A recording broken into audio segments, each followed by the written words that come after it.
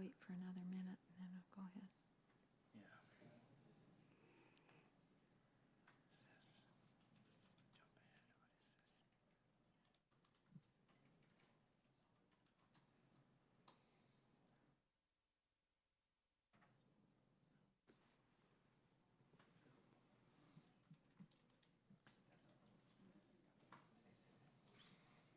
What is this?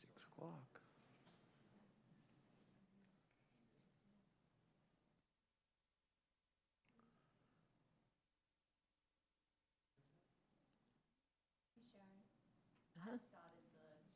Okay. Okay, we'll go ahead then? Okay. I'd like to welcome all of you to our Planning Commission meeting this evening. This is Planning Commission meeting for September 26th, 2023. This meeting is being recorded. We're going to begin our meeting this evening with an opening prayer from Commissioner Thompson and then a pledge of allegiance from Commissioner Showers. Our dear Heavenly Father, as we come before Thee this evening, we're so grateful for our many blessings, especially for the opportunity we have to live in such a beautiful place. We're so grateful for those who guide and direct our city, and we ask to continue to guide and direct them that they may make the proper choices for our community. We're grateful for this great country which we live in, and we ask Thee to bless those who serve and protect us, both in the military and for law enforcement and first responders. We ask Thee to continue to bless Thee. We ask Thee now as we go through this evening that we too may be able to feel Thy Spirit to know the right things to do as we move through this evening's agenda. Once again, we're so grateful for all our many blessings. Say these things in the name of Jesus Christ. Amen. Amen. Please rise and join me in the Pledge of Allegiance. I pledge allegiance to the flag of the United States of America and to the republic for which it stands, one nation, under God, indivisible, with liberty and justice for all.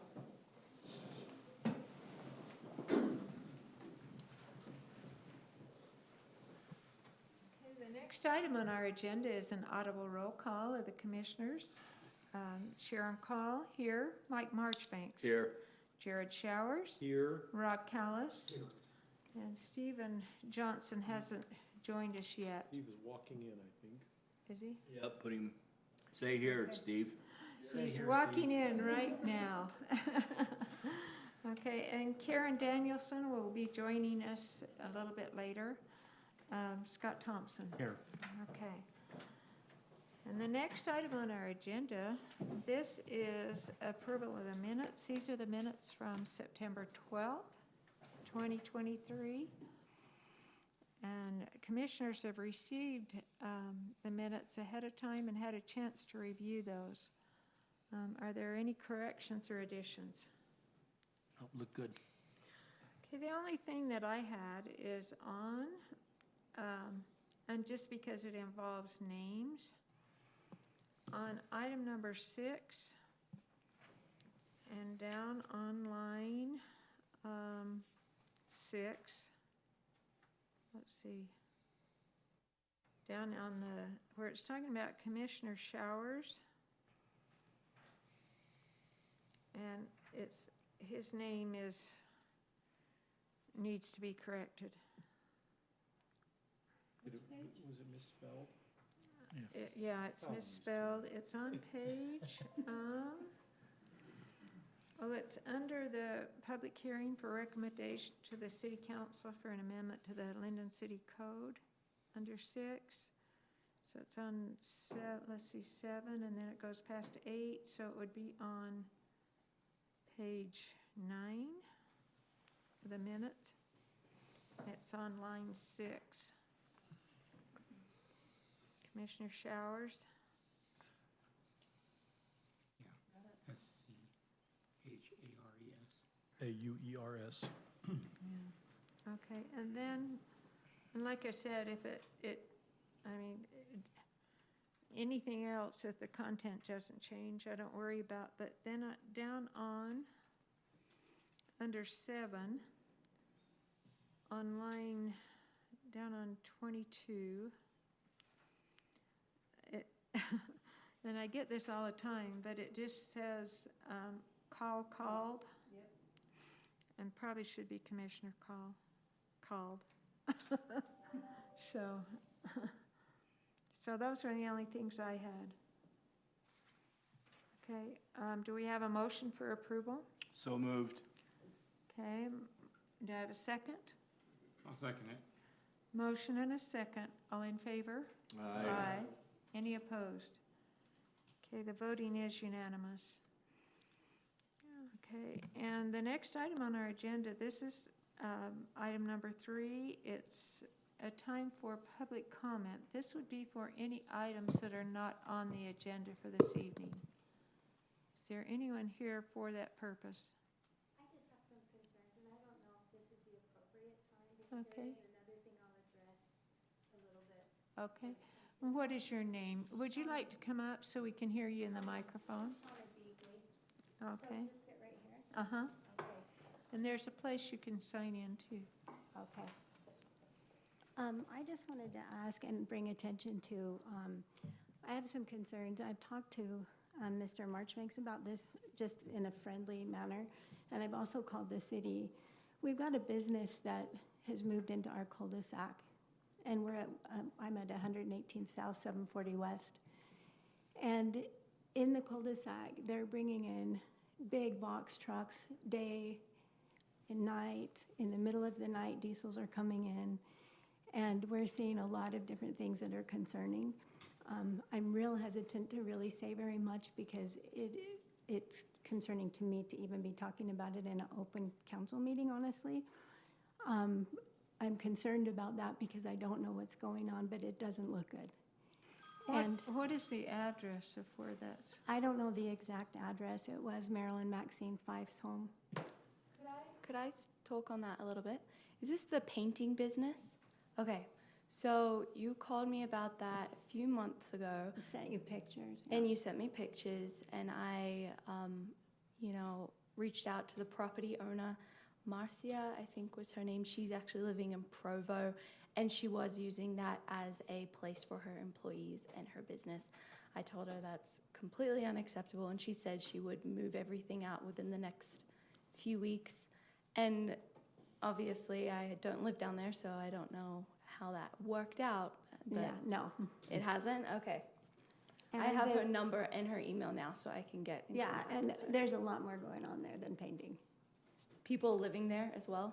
That's Well, what they she weren't said. living there, and they were running their business out. And then you would have diesels coming and backing in the middle of the night. Mm-hmm. And then we would see all kinds of people getting in and out of these box trucks. And then a lot of the vans would have the windows covered. Mm-hmm. And there was paint being delivered there, so I do think that they were doing some painting stuff. She said that her big shop in the backyard is full of paint for her business. Yeah, but there's a lot of, I've got to tell you, there's a lot more going on there. Are you saying like? Yeah, we'd be happy to sit and talk to you. I'll happy to Mm-hmm. Yeah, happy to step out and Yeah, we can talk about the appropriate forum to get all that information so you feel more comfortable in sharing that. And we have provided them legal notice that this has to terminate.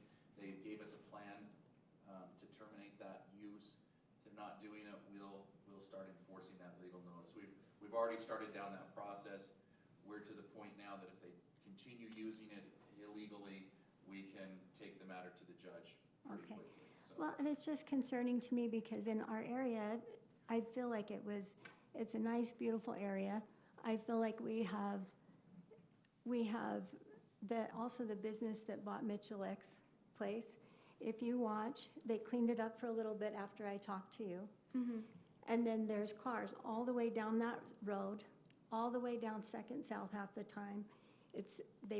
And then sometimes they'll clean them up, and then the rest of the time they're out. And I just feel like between the rentals that are being allowed to move in, between the businesses that are in our cul-de-sac, across the street, right down in Mitchell's, I feel like it is taking our property value down. And it's not, I mean, below that's an industrial area, but our home is not an industrial area and a place for these bigger businesses to run out of. And so that is a concern for me. We have a small business, but we paint, like, we have one van, maybe two vans at our house at the most, and everything else we take out on site. Because we don't want to do that to the people that have been, and we want to be respectful of the people in our cul-de-sac and our area of living. So I'm getting concerned because it's more and more and more. Well, those are concerns that you should bring up with our planning I department. have, but I want to make sure that, I don't know what else we need to do or what next step we need to take, but it's not changing. Okay. I Well, think- and as far as the yeah. one situation that, that you were talking about, our city attorney has offered to have you give him more detail on that. So if you would like to do that, you're welcome to do that. And then any of those other items, I'm sure our city staff will. What is the law? Just to ask you, what is the law about, because I know that people have home offices, and I'm all for that. I totally understand that. But when you're getting, like, in the cul-de-sac, I know Colliers have a business, we have our business, but there's a point where it's like too much. You know, truck after truck after truck, this thing after this thing. I mean, it's not, Well, there are it's not a some, neighborhood there anymore. are some regulations on home businesses and home occupations. So Okay. there are some regulations on that hopefully will protect neighborhoods. Okay, So, and like I said, Mary or Mike Florence, they would be happy to go over that with you, and then our Okay. city attorney would be happy to go over the other concern with you. okay. Because there are some things in place to protect Yeah. neighborhoods Well, from and that I want to happening. be tolerant, and I want to be a good neighbor. I want to Sure you be, do. but there's some things I'm just really concerned about. Right, and you should be, So, yeah. all Well, right, thank you for thank bringing you. that to our attention. Thank you. Thank you. And Mary, you have her contact information? or- Don't actually, so let me give you my contact info so you can give me a call or email me. All right, that would be wonderful. Brian, remind me to talk to you as well. Okay. I've had several neighbors down there that have brought a lot of stuff to my attention I ought to talk to you about. Okay. Yep. Okay. Okay, we're going to go ahead on item number 4. This is a miscellaneous application. This is for the Dorner Sport Court setback modification. That's at 946 East, 25 South. And are you Mr. Dorner, Bradley Dorner? Yep. Okay. And yeah, if you'd like to sign in there, and Okay. and then our city staff, Mary Barnes, will be presenting this item. Thank you so much. So, like Commissioner Cole said, this is a miscellaneous application for Bradley Dorner and his pickleball court at 946 East, 25 South. The applicant, let me go to more of an aerial here. The applicant has started to build a pickleball court in the southeast corner of his property with a 10-foot black chain link fence on the south side. As you can see in this site plan, that would be the location of the 10-foot chain link fence. Lindon City Code states that sport court fencing, when taller than 7 feet, must maintain a minimum 10-foot setback from any rear or side property lines. However, the Planning Commission has authority to modify that requirement if specific conditions are met. So this application is about wanting to modify that setback requirement for the sports court so that it can be located next to that rear property line. Lindon City Code does have a few requirements just outside of just the fencing, including right here. Oh, it kind of did that weird, but the lighting of sports courts shall be contained within the sport court boundaries and shall not be directed into another's property. So that's just blanket. Every single sports court needs to meet that. So that's one of the conditions of approval that I've added. Additionally, so in order for that sports court and fence to be located so close to the property line, these 4 requirements have to be met, which I go through in this little table. First, the proposed height and setback modification is necessary to provide privacy and protection of private property interests. So the 10-foot fence posts have already been installed. The 10-foot fence is currently only on that south side due to the slope of the property. As you can see in this Google Earth image, it kind of slopes down, and I believe it's sloping down, so the applicant hasn't decided to put fencing around the entire court at this point, but he stated in his neighbor support document that he provided that if that is ever warranted or needed, he sees a problem with sports equipment going into other people's properties, he will, put fencing around that entire court. A condition of approval has been added stating that any fencing above 7 feet that's added to the property will need a building permit. And let's see, so the court is 30 feet away from the closest dwelling, which is actually the corner of this house right here. A neighbor, and then 40 feet away from this other dwelling, and then about 50 feet away from the north dwelling. A neighbor did call staff last week to express concerns about the noise of a pickleball court.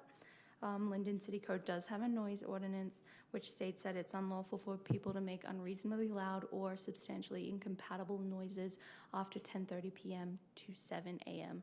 to allow people to sleep. So another condition of approval has been added to that effect, that the noise ordinance will be followed. Here it is. The applicant will continue to work with neighbors and ensure that the noise ordinance is upheld. This includes reduced sports activities and no noise between the hours of 10:30 p.m. to 7 a.m. And that is blanket across the entire city, but adding it into the conditions of approval will hopefully help this neighbor feel protected while also helping the Planning Commission feel good about approving this application. Second requirement is that the appearance and or setback of the fence will not detract or cause aesthetic damage to neighboring property owners. So the applicant, after talking to me, actually went out and talked to all of his neighbors, asking them if they have any comments or concerns about this sports court and the fence. Everyone has stated that they don't have any concerns and signed to that effect. And that black chain link was, I believe, specifically chosen so that it will be a little bit more aesthetically pleasing than a normal silver chain link. Third, the proposed height and or setback modification will not cause a public safety hazard. I believe that this requirement is probably more for like a sports court that's on a corner lot or something, our ball's gonna go into the street. If a public safety hazard, staff hasn't identified any of those public safety hazards. Finally, the proposed additional height is necessary to provide an adequate buffer for the adjoining landowner's use. As you can see with this Google Earth image, that property does slope down in the back. So putting that 10-foot chain link fence on the south side of the property along that rear property line will really just help to contain any frisbees, pickleballs, tennis balls, basketballs, whatever's there, kind of help that stay within the donor's yard. Staff does believe that as long as the noise ordinance is followed, this sports court will not significantly affect the neighborhood. The majority of the neighbors do seem to be in favor from that support document, and as long as the noise stays down during the night and the light does not shine into their properties, it should be a great addition to the donor property and for their ongoing activity for who knows how many years. Any questions on that from me or Mr. Dorner? Just one question. Mm-hmm. The 10-foot fence is really what's driving the setback requirement, right? Yes, so technically you could have a sports court right next to a rear yard. It's the fence. Over 7 feet. It's kind of interesting how that's written, but. Could I ask the applicant? Yeah, go ahead. Are you planning on doing any screening? The only thing we're planning at this point is to put chain link across the extra 4 feet above the fence that's there. Nothing else is planned at this time. I think maybe a condition would be that there's no screening in the future above 7 feet. Mm-hmm. I mean, if you get screening up to 10 feet, that's pretty, That might Massive block a for view neighbors. or something. yeah. Yeah. Is Okay. that a problem? I don't think that's a problem. Half of that area is covered anyways by trees, so no. I was gonna say, my only comment to that would be, when we're doing our the pickleball courts, because of the sound, we will sometimes screen it. Yeah. And if sound becomes an issue, you know, do we wanna limit the ability to screen for sound? I don't know. Yeah, I don't know. I think it would help the sound, but it might offend the neighbors as far as It the view. might create this wall and this, Yeah. I see where you're coming from. So maybe if he wants to screen, we have him come back or something. That's a good idea. That- Additional screening beyond the 10 feet, or, Beyond the 7 foot. because I understand he's doing When I say 10. screening, I'm talking about The like netting. the or- netting Oh, that okay. visually blocks the chain Oh, link. okay, okay. Now, there is, in addition to that, just for a comment, that yard, our yard drops almost 10 feet from front to back. So there's, again, not much of a view going forward anyways, but again, I'm okay with that. Yeah, I'm just saying, trying to cover, Mhm. you know, concerns of neighbors. So the additional condition that you're thinking is, tell me again? No netting or visually restricting netting to be installed above the 7-foot level on the fence. I mean, if he wanted to put a solid 7-foot fence, he could do that. But anything over 7 feet is a site obstructing fence Without further approval. without further approval. I believe that Bryce, our building official, brought this up to me. But if netting was put on, then you could run into issues with wind force. I don't know, and then he might want to look at it as well. So I'm sure with that information, you probably don't want to put netting on because you might have to do some type of building permit. That was one of the things we were looking at. Again, chain link, black chain link in particular, was the least visually obscuring material, so that's why we chose it. And just so I understand it, he doesn't really need a setback from that back fence for this? So if he had fencing that was 7 feet tall or less, or no fencing at all, then he wouldn't need to come in front of the planning commission.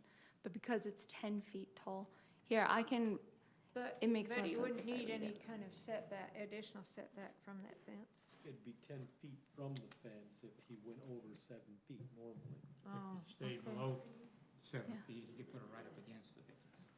But if you go over 7 feet on the fence, then there's a 10 That feet triggers a setback. setback. unless you guys unless you approve a setback modification. Okay, so that's the main reason this is coming to us. Yeah. Is because the fence, you're wanting to put a 10 feet. Mhm. Now, Okay. Your rear property line is fenced already, so it'll be, or not. It is, it's So- 6-foot vinyl. You can So see you have that. a vinyl fence, then you'll have the 10 In the feet, back. but only 4 feet is sticking out. It is, yes, it's an additional 4 feet. Okay.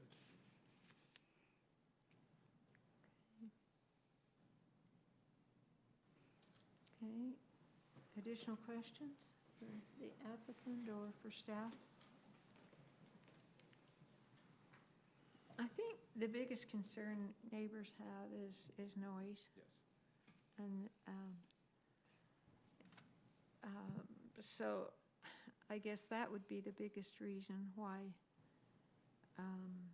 there would be a problem with this, if there was noise. Yes, they came to kept talk to people us awake. finally on Sunday. Okay, So before that, they hadn't said anything.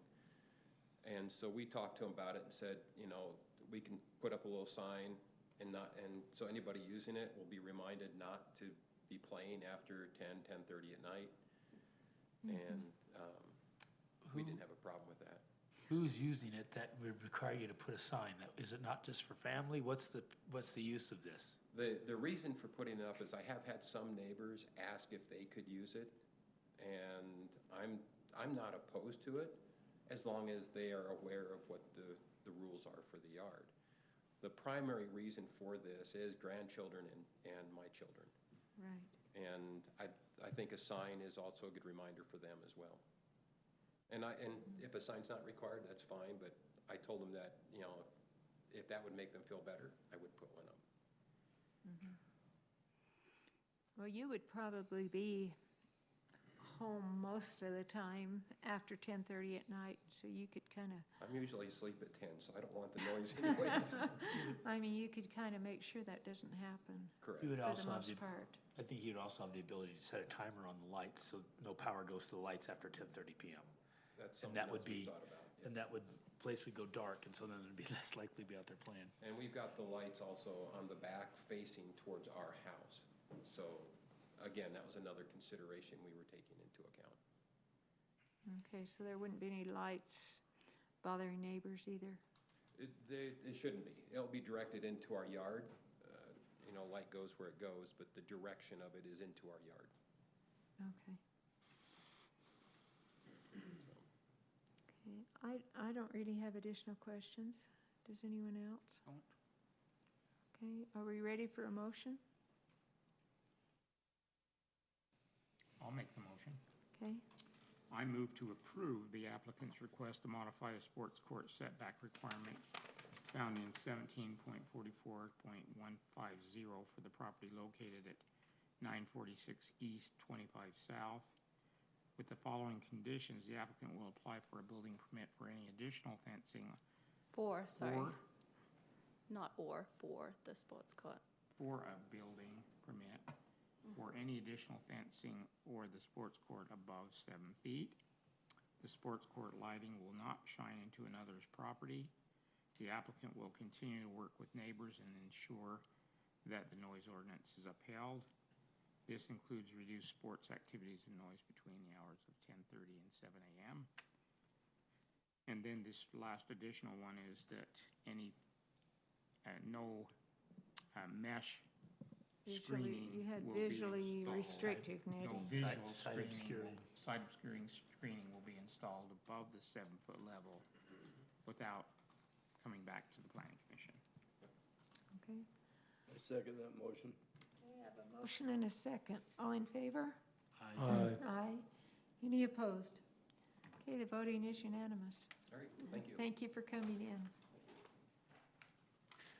There was an article today, actually on KSL, about, this is obviously a common problem across the country with pickleball courts, is the noise, and we've had a lot of neighbor complaints, but the Pickleball Association is trying to develop paddles and balls that actually are not as loud. I mean, that was just on the news today. I thought that was really interesting because it is a problem.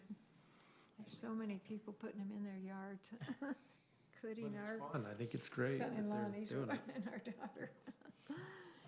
Okay, thank you for being here with us. Okay.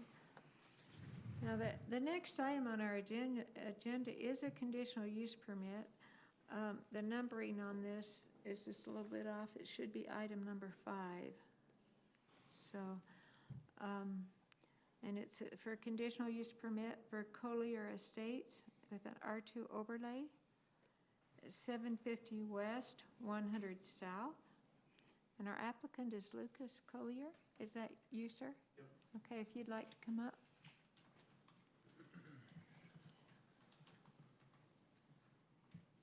And our presenting staff is Mary Barnes. Thank you.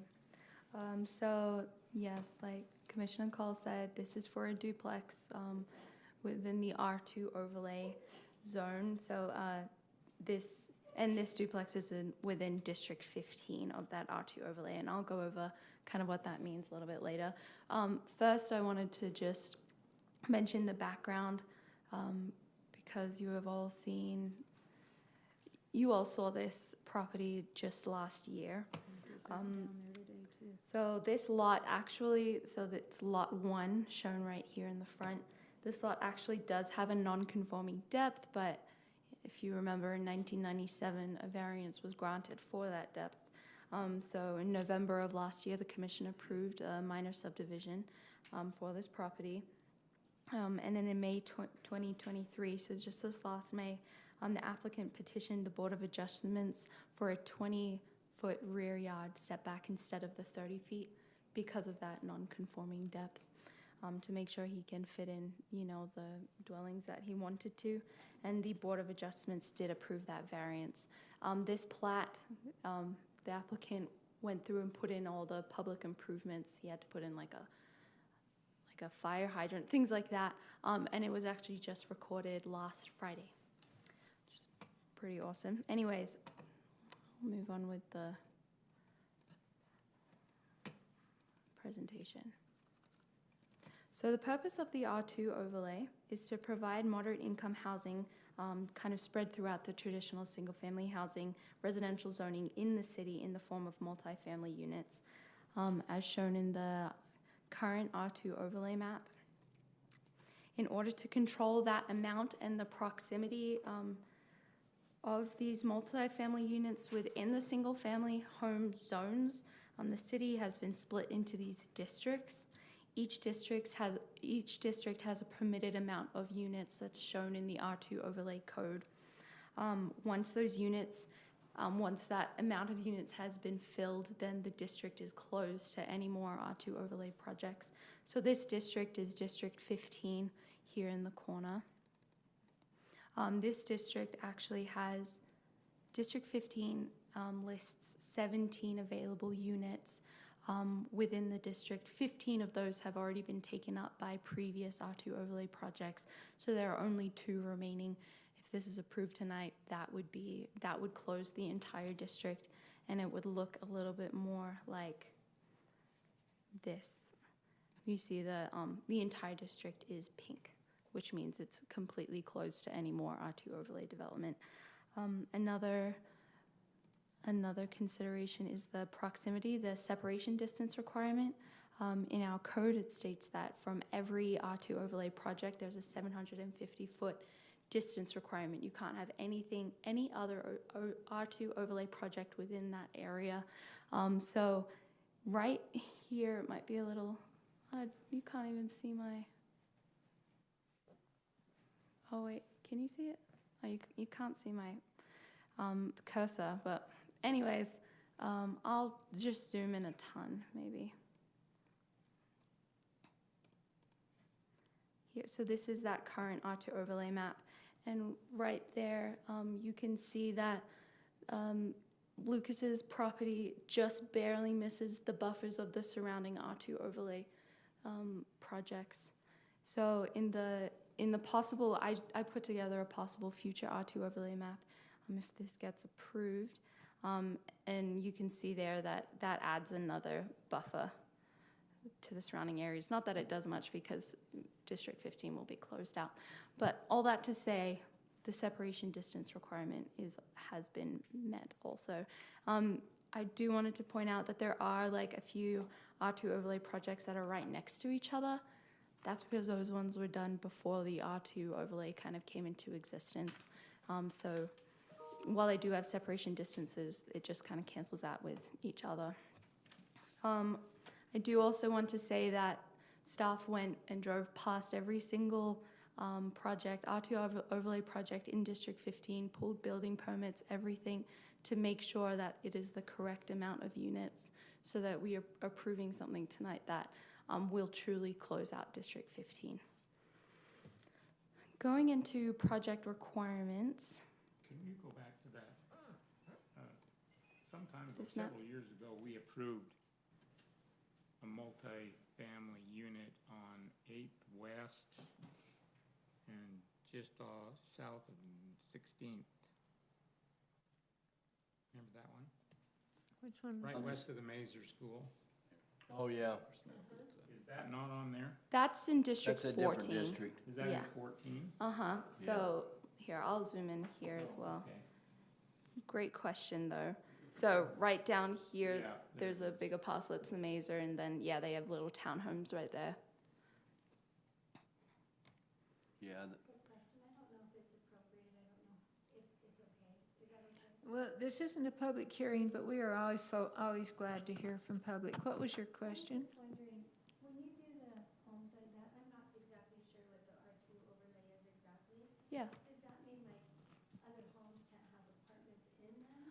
No, What- so or this what is, about the homes that, Yeah. right next to where Collier's want to put the duplex, there's their driveway, and then there's a home that is also a rental. So I just wondered if those are considered or no? so, I'm just trying to learn, so I all apologize. good. Sure, that's great. We welcome That's questions. terrific. So the R2 overlay is specifically for multi-family units. So the duplexes, the twin homes, the triplexes, that kind of thing.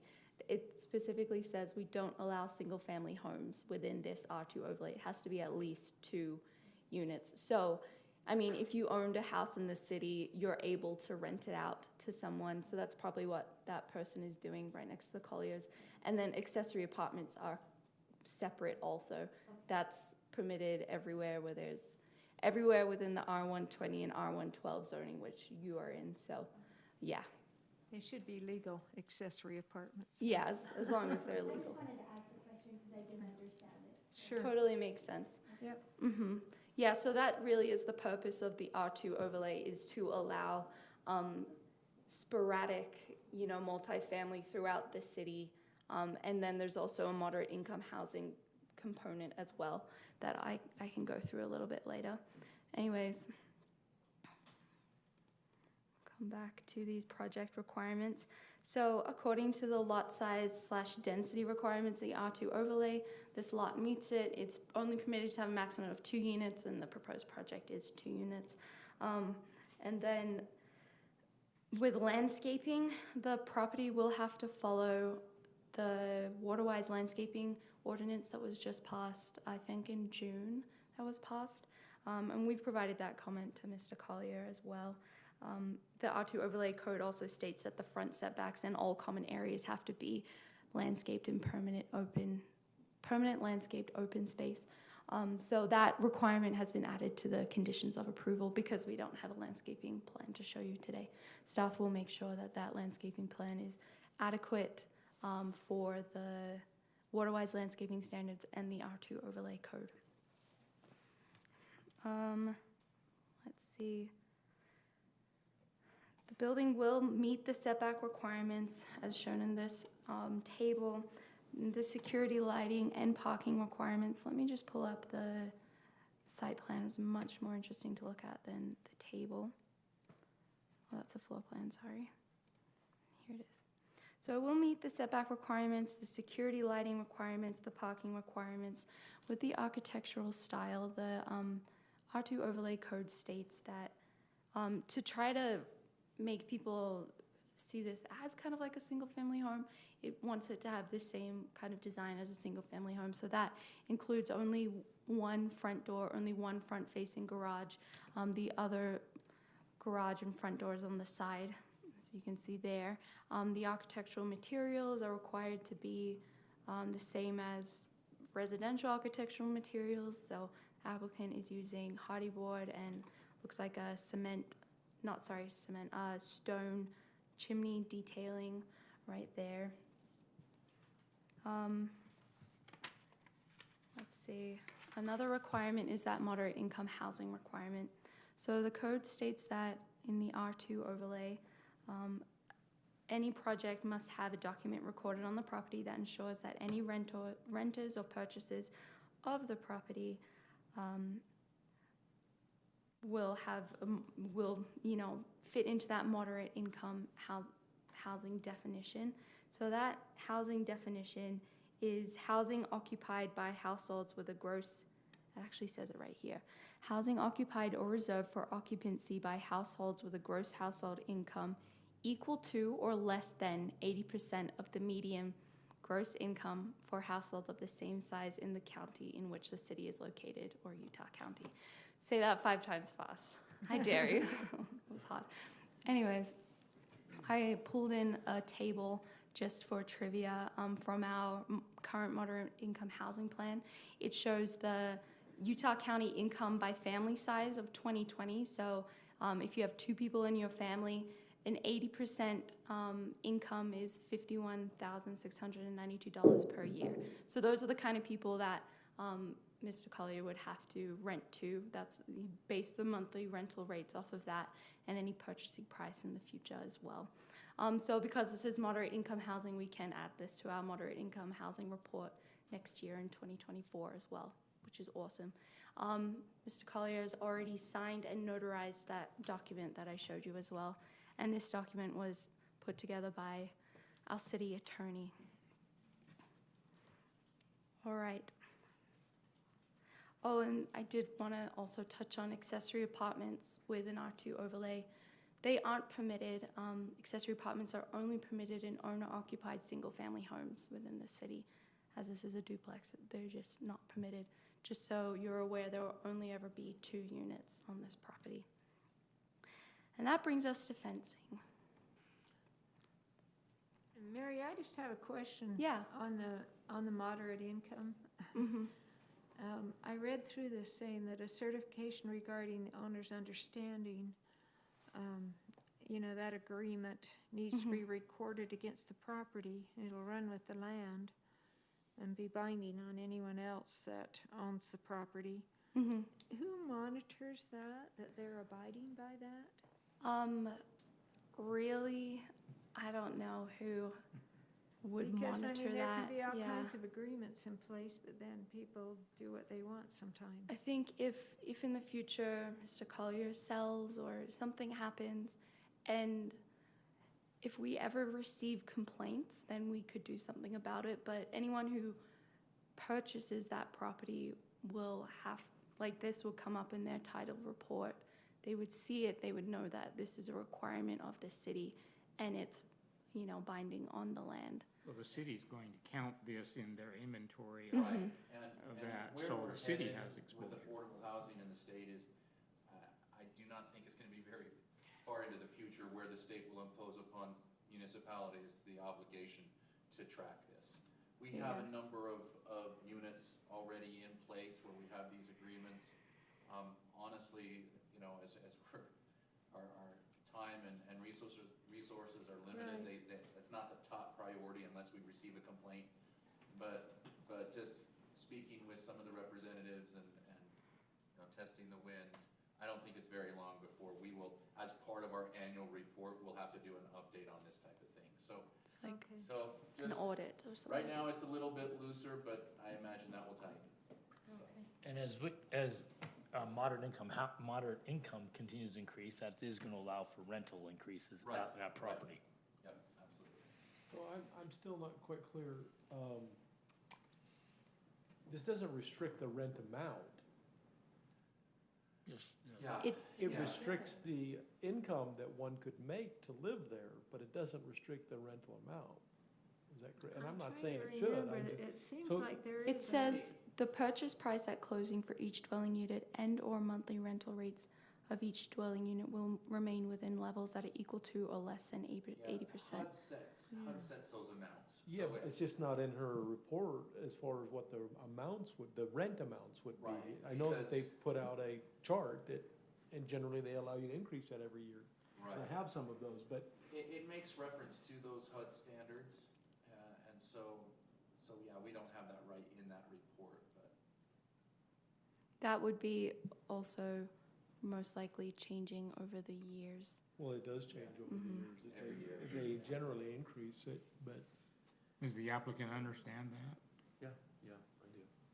Yeah, I read and went over the document, so, I don't currently know what the mean income is in Utah, but, and is it in Utah or is it in Lindon? Utah County. Utah County. to the county, Yeah, yeah, so so. that really makes it harder. Oh, isn't that what you just read? Mm-hmm. Gotcha. So you would have to know Yeah, what their you wanna income get is familiar with that because, before you rent it to them. well, but also you're spending a lot of money to build this and Yes. you need to know what you can rent it for and you See may if it find, pencils. unfortunately, that it won't pencil, but How do they calculate? So let's say hypothetically, it's somebody with $51,000. There was a percentage or something that the rent couldn't exceed. A certain I amount. don't know the exact number, but the ballpark is 30% of their income. Let me, yeah, and Mike did I wish I Mike don't know was that here. it's that important for a discussion, but I Yeah. mean, I'm surprised to hear that you don't know what that rent amount is, just for your own I don't own any underwriting rentals. of this property and knowing if it's gonna pencil out or. I have considered, making revisions to the plans to, I love the better plan. accommodate. No, I'm not saying any of the visible plan, but maybe a slab on grade rather than adding a basement, just because, the cost to build may very well not offset what that has to be. But what's interesting too is the idea too is to keep property values in the area high, but you've got like this balance between, renting for what you're supposed to rent it for, and bringing in tenants that will represent the neighborhood. I don't know if I'm saying that right.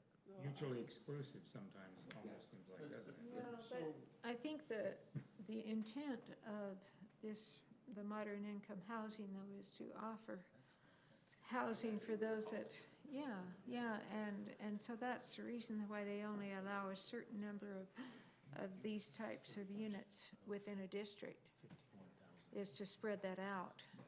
And, but, you know, if you're gonna make any changes on that, as you go down the road, that's all gonna be done through city staff and probably through us. Yes. So,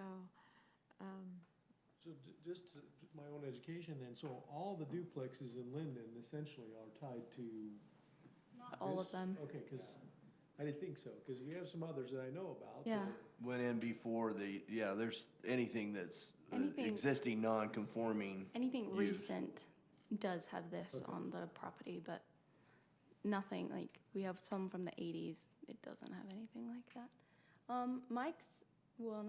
Lindon's moderate income housing plan does show the rental amount for someone with 80% of the median county income. I just can't find it right now. But I'll keep looking, and hopefully I'll have that by the end of the meeting Sorry, to I let you know. sidetracked this, I was just trying to No, that's- understand I that mean, better. I was wondering too, that wasn't a sidetrack. I mean, my rough calculation, extremely rough, we're saying 1275 is 30% of the number you quoted earlier, 51,000. Divide that by 12, you know. And that, It's roughly $1,200 for a family of two. and I think that is like, that means everything to do with the house, so that's the rent and the utilities and everything, so that everything else can be spent on other living How many costs. bedrooms are these going to be? I forgot to look. So the west unit is a two-story, has 4 bedrooms. And then the east unit, I believe, also had 4 bedrooms. I haven't looked at it in a while. And it's a 1, Rambler style. 3, So, actually, I take that back. The current plans have a basement, and it could very well have, seven rooms in each unit, 6 to 7 rooms. But I've been giving the basement a lot of thought, so. what would you do with that? I mean, if you were going to Honestly, change the it? only change, if I made any plan revisions, engineering revisions or anything, it would just be basement. Nothing exterior, nothing to the layout or the style, just the basement, so. Okay, and if you changed those plans, you would Oh, absolutely. review Yeah. those with city staff then? Yeah, they're still under review, so. But he could eliminate the basements with no problem at all.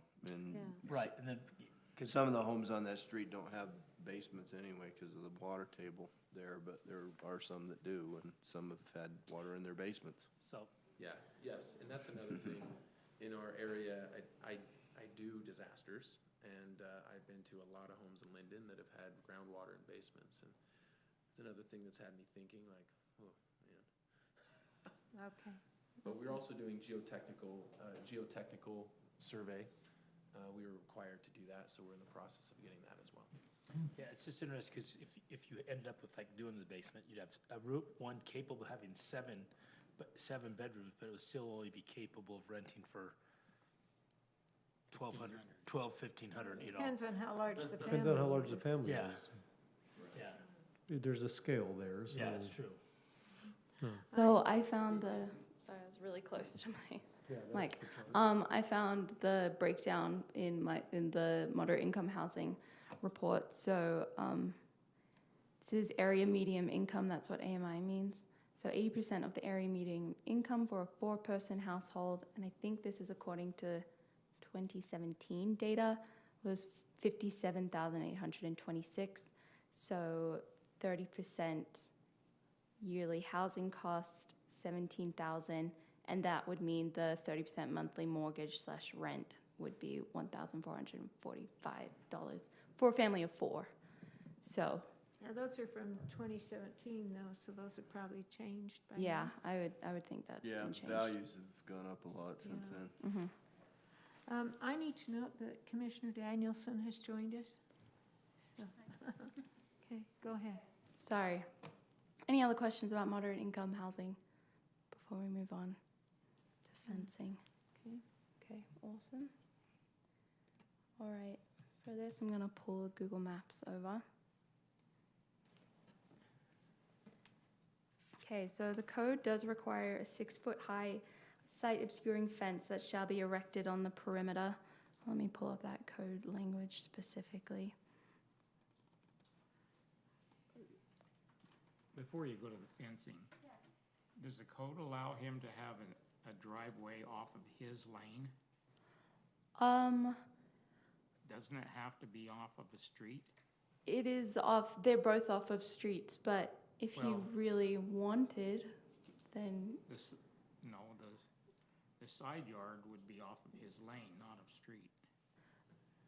no, let me Am I pull up. misunderstanding how you're They're thinking? both coming off. So right down here, this 100 might be south. easier. 200 south? 100 south. That's 100 south right there, so oh man, you can't even see my cursor, but, When you said the driver, when it was said that the driveway is coming in from the side, is it go in and then turn? yeah, do you see that on One the, on the west. on that west side? So that's his west property line. Side load garage, but Okay. Sorry, I should have clarified got it. that. Okay.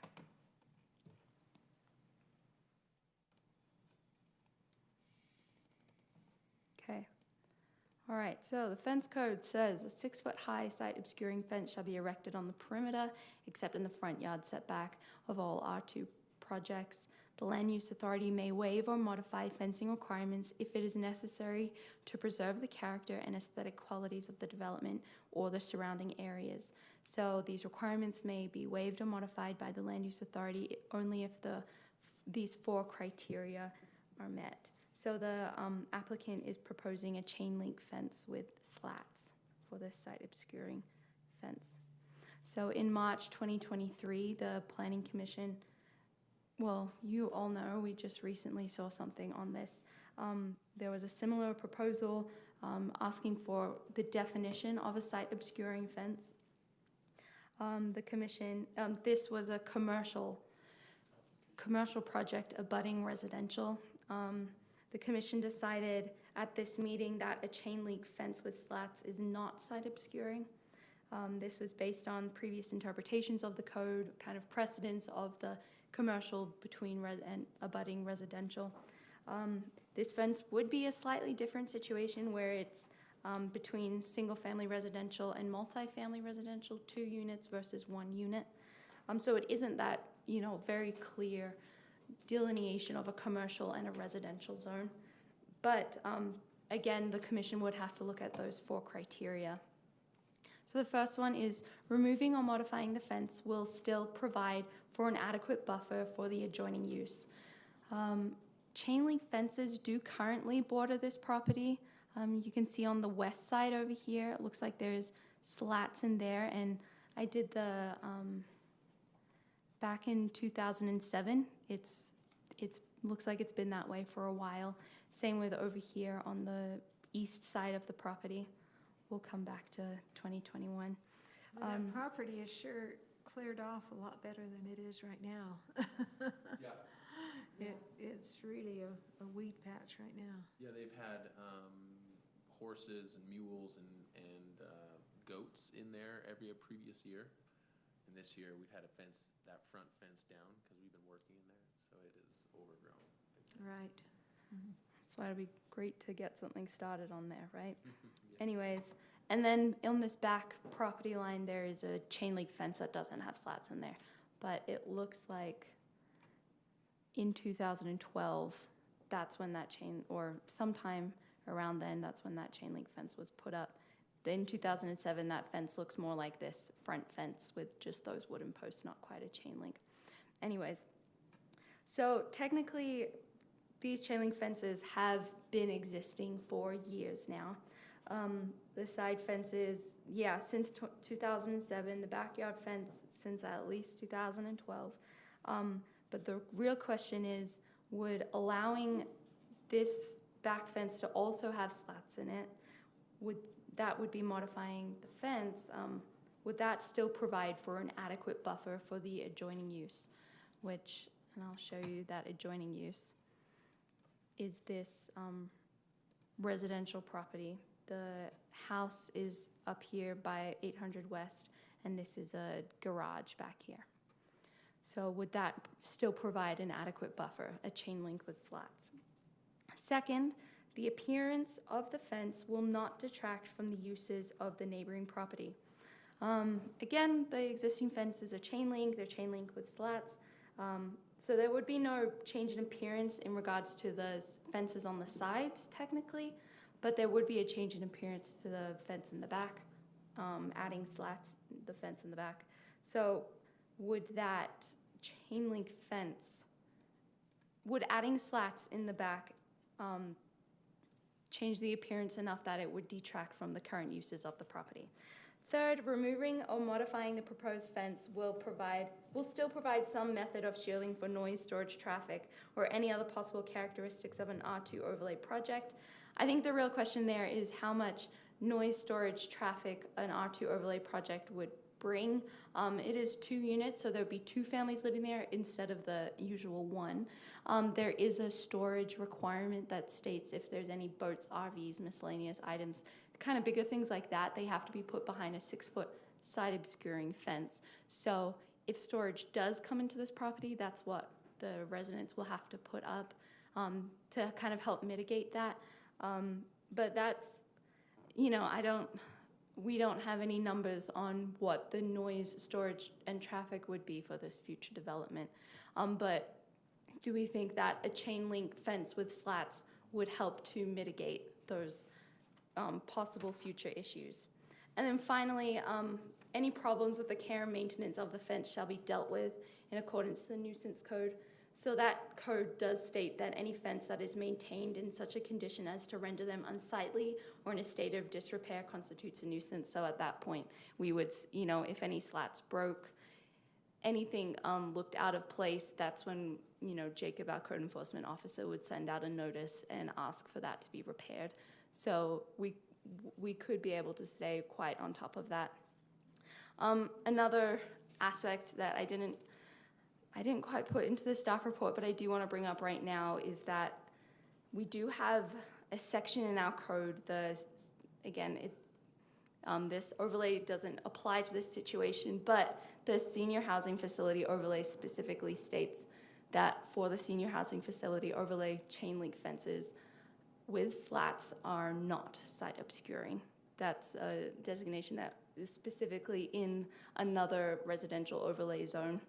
I wanted to quickly go through some of the recent R2 overlay projects and what their fencing looks like as well. So the most recent one is this duplex here. This is on 135 West near the park. It's the Roach/Weaver duplex. This was built in 2016. They did a masonry wall situation there. Looks nice. Yeah. Then Green Valley condos. I actually don't know when these went in. I could find that really quick though. But this is one of the more major R2 overlay projects. They have a 6-foot vinyl fence bordering everything. Let's see. Just up the street from this property, in our R2 overlay, I don't know who owns it now, but in our records, it's Almond/Ryder duplex right here. They have chain link with slats on the side, and then no slats at all on this side. This was built in 1988, though, so again, that's much before the R2 overlay. That's on the same street. Yeah, that's on the same street. And in fact, there's ones down the street that don't have any fence at all. Like this duplex right here, there's no fence. And then there is a neighboring duplex right here that also doesn't have a fence.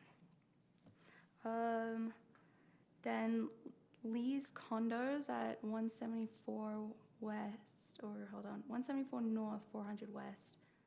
These ones right here. They were built in 2005, and they have a vinyl fence, that 6-foot vinyl right there. That's them. The twin homes on 200 South near the Island Dance Studio. Right here. They also have a 6-foot vinyl fence right there. They were built in 2007, but then the Winterton duplexes on 200 South, about almost 700 West, 200 South. They have this chain link with slats, and that was built in 2002. So that was after the R2 overlay code was adopted. So it looks like from all the different projects that I've just kind of driven past or looked up on Google Street View, it does vary a lot, but overall it does appear that more of the recent projects do have that site obscuring perimeter fence in the sense of a masonry or a vinyl.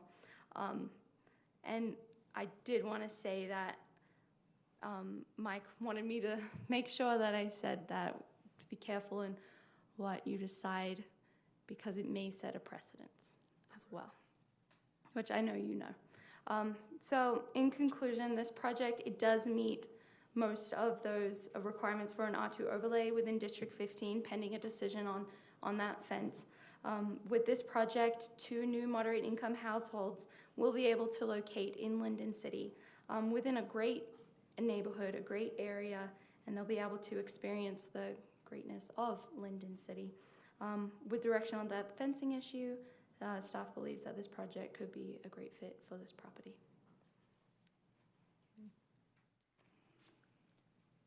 I have a question. Yeah.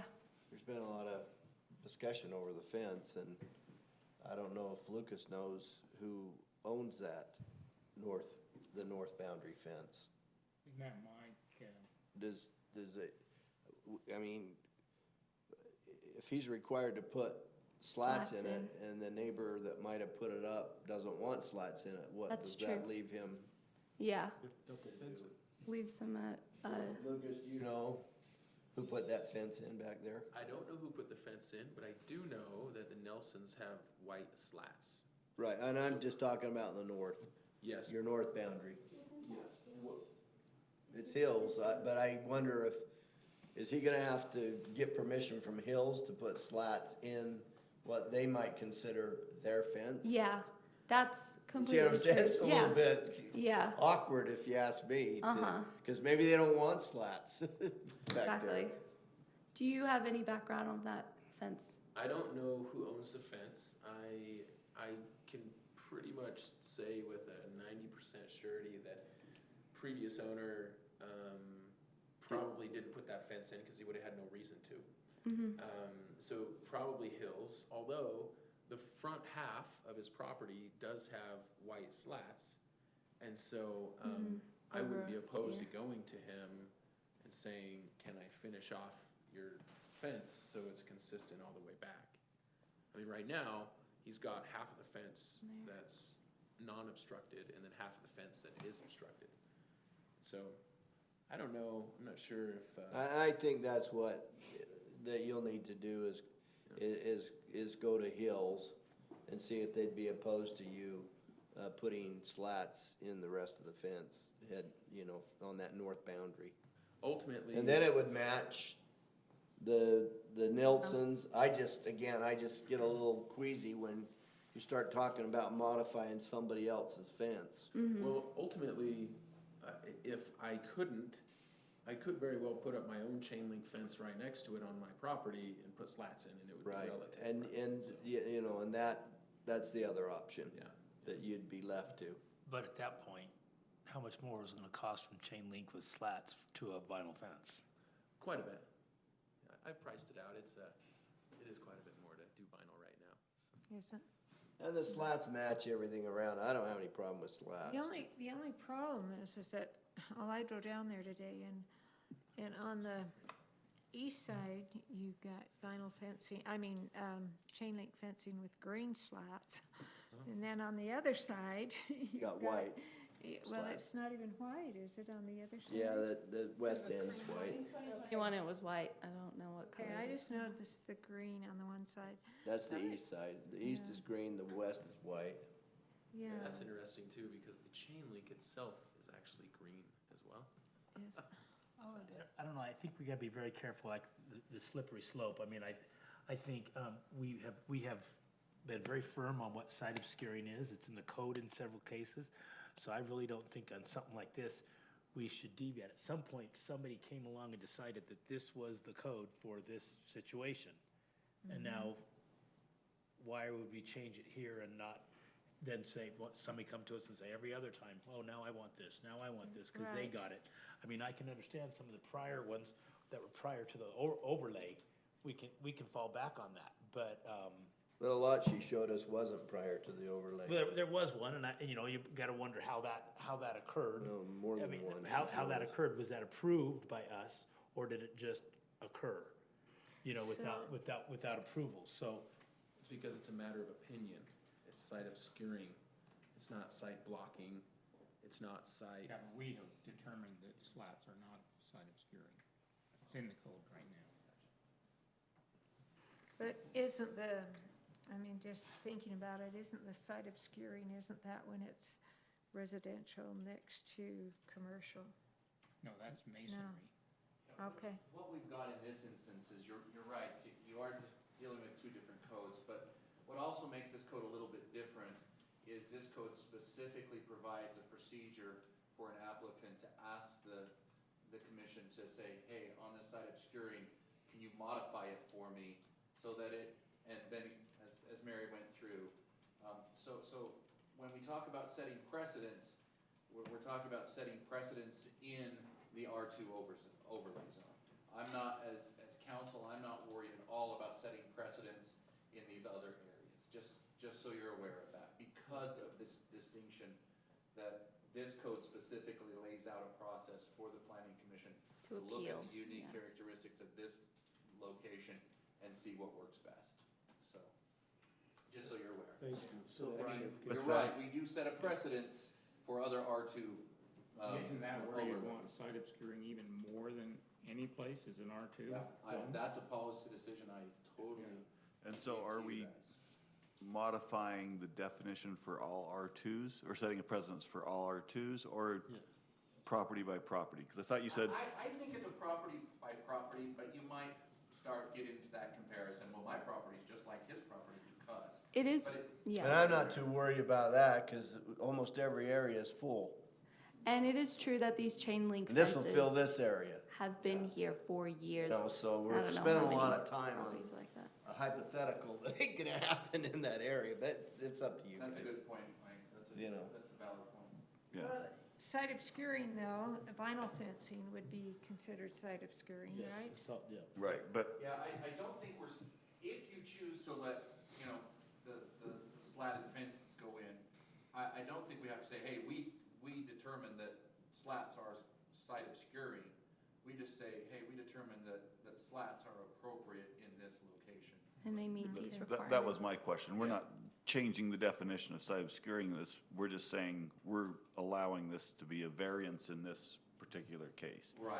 But that would set a precedence. If someone else says, well, we want a variance, they can use this as an example. Yes. In a different zone. Yeah. But likewise, I think too, the solid vinyl fencing look better, but is more attractive, but. And that's a decision for you guys. Does it look better though when you then end up with three different kinds of fences? Exactly. 3 different colors of Yeah, slats. and three different, yeah.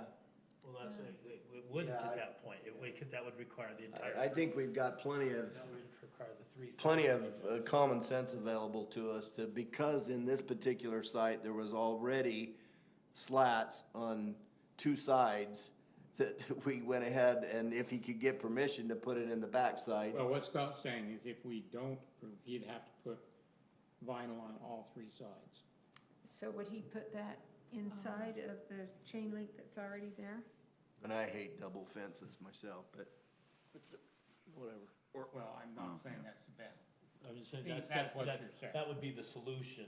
I mean, if that's what we say tonight, that's what we're requiring, it would be to put a vital site obscuring fence on 3 sides. If we say no, we won't approve the slats, does that mean he has to put vinyl That means he on has all to do 3 sides? a site obscuring fence. It doesn't have to be vinyl, it just has to Right, be site on all 3 obscuring sides. that's not chain link slats on, yeah, rear and side property lines. But he's got to put new fencing on all 3 sides then. And create a double fence. Or can you The, attach the slats to in-between sides can't be maintained by either party.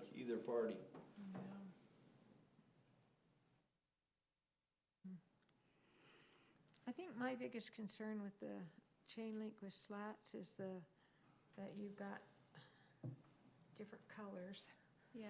all around, and I don't think that is very attractive. That's my biggest concern.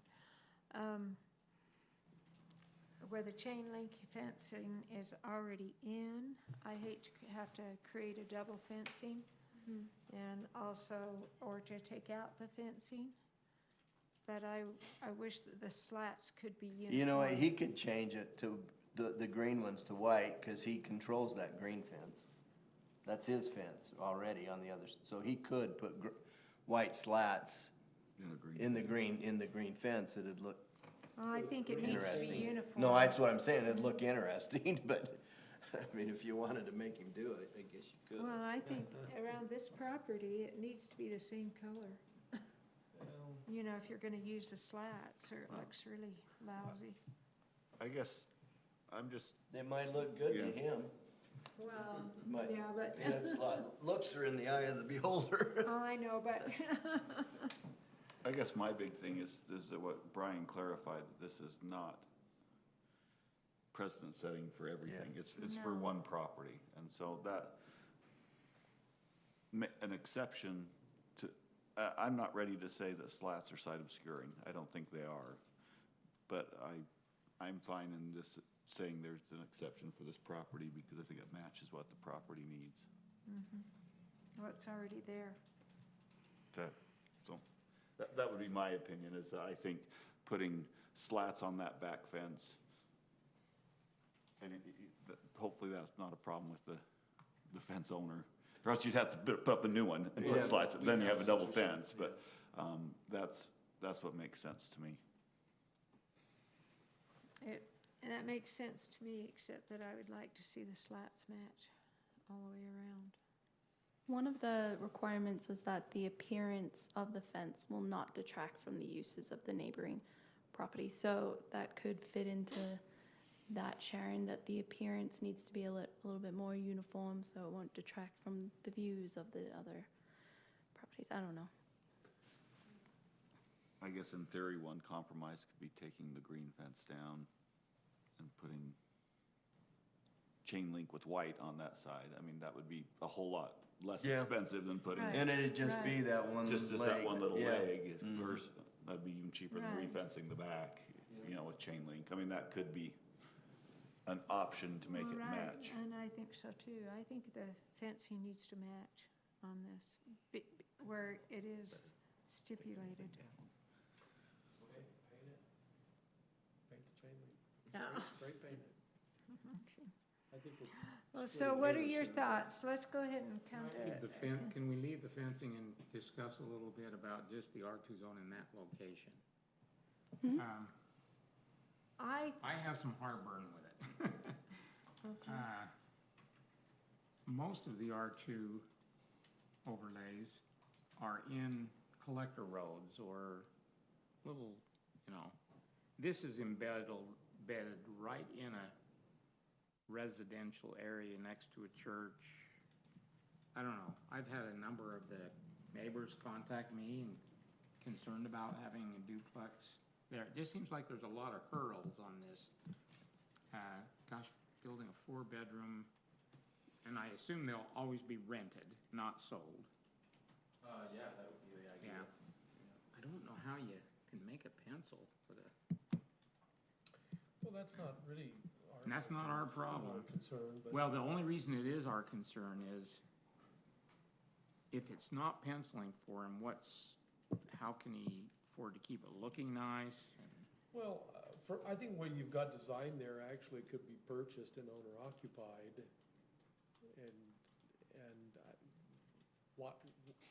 Nothing that we're doing here is precluding somebody from buying that and occupying one side. It'd be their right to do so. And in fact, there's lots of people that need maybe a multi-generational type home where the parents are living in one unit and the mom, another, couple and their kids are living in the other. Are you having two connections, like sewer connections, or? Yeah, you'd have to have totally He's already separate. put them in. Okay. Yeah, so, And the reason he's probably already put them in, I don't know, because I haven't had any discussion with Mr. Collier, but I'm assuming, Brian, that, I just assumed that we didn't really have anything to say about the R2 overlay. There's an available 2 spots there. There's already 2 on that same He meets street. the buffer zone, That's he meets true. all the requirements. So I didn't know it was even up for discussion to go down the road Rob's Yeah, maybe I- attempting to go down. I think that we'd run into we'd have to articulate a very clear and convincing reason to deny it. I mean, there's still that opportunity, but we would have to articulate, and where there's 2 in this zone, we'd have to say, where else would you put those 2 that don't have conditions similar to this? And I'm not really familiar with this zone, but as I'm just looking at it, I'm not sure where that would be. And again, all of our decisions require us to make a reasonable basis for formulating that decision. We can't make arbitrary and capricious decisions, and if we can't really clearly articulate, yeah. other than, I would be nervous about this one, to tell you the truth. My thoughts are that it would actually, and I've looked at that property several times, I actually think it would be an improvement to that property. Oh, I do too. If it's done nicely and monitored and maintained, and which with this R2 overlay, it is required to be, maintained, everything from the fence to everything else. I think it would be an improvement to that property. It's kind of sat empty and weed grown and all those things for a long time. That's my thoughts as far as it being developed in this way. And I guess my final thought on the fencing is it To a does need farmer, to. that's a beautiful piece of pasture. Yeah, that's true. Well, yeah, but, Eat a half a cow. Yeah. yeah. I do think the fencing, I'm not opposed to where it's chain link all the way around. To the slat, and putting slats in, and I think that's fine with this situation. I don't think it sets a precedent. I do think the slats need to be a match all the way around the property.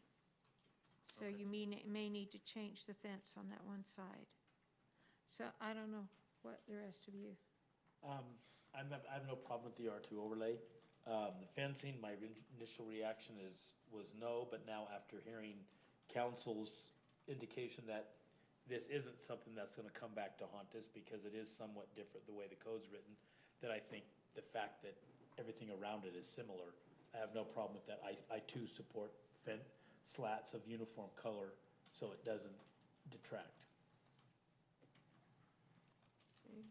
What are some of the rest of your thoughts? I think Lucas probably would prefer to have the same color all the way around, so I'm not worried about that either. Okay. Any other discussion? Okay. I like it. I think it's a nice design. It doesn't look like a duplex as much as some of the others do around town. And Well, that was a major change, I think, when we went with the idea of making it fit more in the residential area, not look like 2 doors right here, a rectangular, it looks good. I think it looks good. I think it'll rent well. I can see if somebody would put that on the market today, I'm almost guaranteeing the buyer would be an owner occupant and then they'd rent out the other side, the way you've got it designed. And that's okay. In fact, that would be great for the neighborhood, really, to have an owner occupied duplex sitting there, but, It'd probably be better than a home with an accessory apartment. Well, but it'll still carry the requirements. Yeah, and that's on him And though. I don't know if the buyer can, I mean, the buyer has to be a moderate income, doesn't he? So, So, do we need to discuss? yeah. Just It's got some unintended consequences, the whole thing, and but that's on Mr. Collier to make sure it pencils for him and works out, because, we haven't even talked about financing, that's a whole nother animal. Things aren't penciling today because of interest rates and building costs. Without even getting into what we're talking about here, so, but that's his decision, that's none of ours. Okay, Mary, do we need to discuss at all because that's a code in place, the water-wise landscaping plan, because that is one of our conditions. But that's just a city ordinance at this point. yeah, so because we didn't get a landscaping plan for the commission meeting, we will look through that. Me and Mike will look through that landscaping plan when we get it, and it says one of the conditions is that we need to. Let me see exactly what it says. Has to be approved by Has staff. to be approved. Okay, great. Has to be approved by staff before a building permit is released. Yeah, so there's not really anything we need to discuss on that, because that's all monitored by staff. Yeah, and I can tell you what the requirements would be with water-wise landscaping. Would you like to hear that? That is in your staff Yeah, report, and so if we read through that. Okay, sounds we're good. okay with that. So in chapter 17.19, it has differences between multifamily and single family. Okay. When you saw the water-wise landscaping come before you in maybe May, we talked a lot about the single family residential requirements, the side and front yards. That doesn't apply here because this is a multifamily development. So in chapter 17.19, it says that the lawn area of a multifamily project shall not exceed 20% of the total landscaped area outside of active recreation areas. So an active recreation area, just ballparking, maybe that would be like a trampoline or like a little play set, a tot lot, basketball court, yeah, that kind of thing. So those places could be lawn.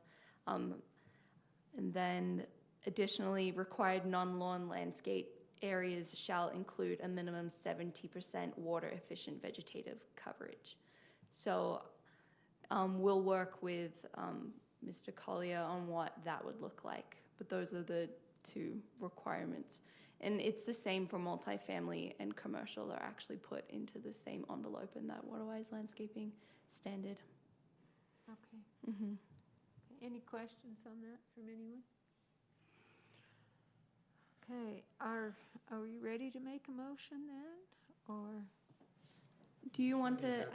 Oh yeah, sorry. Okay, is there anyone here, this isn't a public hearing, but we do always allow public to, if there's questions or? I just have one, because our property is on the corner of where the duplex is gonna be. And I expressed my concerns about the trucks in and out, and I'm concerned about people living there and the traffic that it brings right there too. I feel like we're so congested all of a sudden right here. And if we get the I wanna support Colliers. I wanna be a good neighbor and a good, you know what I mean? But I also am concerned about the value of my property. I'm concerned about what's going on in our cul-de-sac, like I talked to you about. I just wanna make sure that it stays looking nice, that it doesn't affect our property values. And that's why I brought up the other stuff with the car lot down around the corner, because one day we came home and I had cars parked all up the side of my fence. And it was from the car lot. And so I don't know how we enforce that so that we can have a duplex and we can have some of those things, and it's not, doesn't feel like all of a sudden we're being taken over, because we do have a lot of the duplexes up our road. Mm-hmm. I mean, it shows right there, we have two on the top, the two side ones that you're showing, now the two, and it's all on our road. Mm-hmm. To me, this would be, I feel like his plan looks nice, and that little, what do you call it, the property used to be kept up very nice all the time. And so, concerned about some of those other issues, and if those were taken care of, then I don't know if there would be as big of concerns about the duplex. I will say that the police, specifically Officer Clegg, he does make pretty frequent visits to that dealership to get them to get things off the road. I can talk to him. Yeah, and maybe it's just not working, and that's when we can bring in, because it isn't permitted, you're not permitted to park vehicles for display for sale on the road, or for storage, actually. So that is something that's in our code. We can go forward with them, you know, in a legal process, most definitely. With that business that's in your cul-de-sac, we have done the legal process with them, and we got confirmation from them that they would clean it up. And of course, we aren't the ones who live there. So now that we know that it hasn't happened, we can move forward with a legal process with them as well, you know, because we have given them ample time to clean up their the property and the uses that are on that property. So what I'm saying is that these things that are affecting your community, they're not permitted, and that's something that staff needs to help you take care of and work with you. This twin home, this duplex, it would bring traffic of approximately 2 families to the neighborhood, but I would assume you would prefer that traffic over, you know, the traffic that has been happening. So again, that. But that's the thing, do we get to choose? Or will they be made to leave the cul-de-sac? They're not permitted to be in the cul-de-sac. Okay, so the issue is that we can't be there all the time, right? That's the main issue. So if we were able to come up with some type of plan for when there are, you know, cars for sale in your cul-de-sac, then that's when you can call the non-emergency police line. I'm talking about the cars, and I'm talking about the business that's going on within the cul-de-sac. Okay. And those are important issues that we do need to address, but they're not specifically related to this application. No, I was just only meaning I'm concerned about 2 more families. The business is all right there. Well, he'd certainly have the right to build a home. Yeah. And so we're talking about 1 additional family, and he'd have the right to put I'm not trying to. accessory accessory apartment. apartment. So we're really not talking about a significant change. I'm just concerned about Right. the other things that I've called the city about that haven't been changed.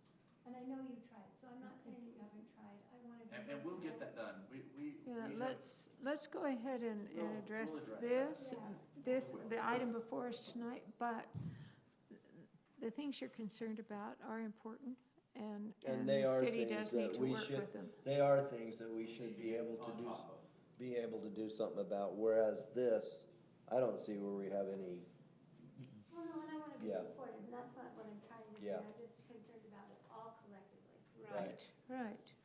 Right, and I understand that. As far as the item that is before us tonight, we're probably ready to make a motion on it. I'm happy to make a motion, but I want to ask Brian a question on this. So just as part of the motion, we just put that we're allowing a variance to the side obscuring fence for this property? Yeah, a modification of the side obscuring That's what I wanted fence to. requirement, and that would, and then you say, you know, we require a similar color slatted fence along those 2 sides, or whatever it is that you want. Okay, Yep. perfect. Okay, I move to approve the applicant's request for conditional use permit for the Collier Estates Duplex R2 Overlay Project located at 750 West, 100 South, with the following conditions. Number 1, this property will be in compliance with Chapter 17.46. 2, a water-wise landscaping plan pursuant to Chapter 17.19 will be provided and approved by staff before a building permit is released.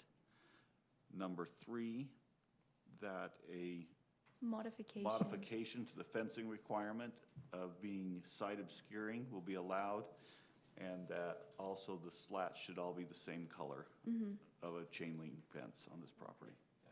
Yeah. That- Requiring the slats in the chain link fence of the same color, exactly. okay. And number 4, all items of the staff report. Okay, we have a motion. Do we have a second? I'll second. Okay, motion and a second. All in favor? Aye. Any opposed? You know, I Okay. think you've done a real good job in planning and designing and everything.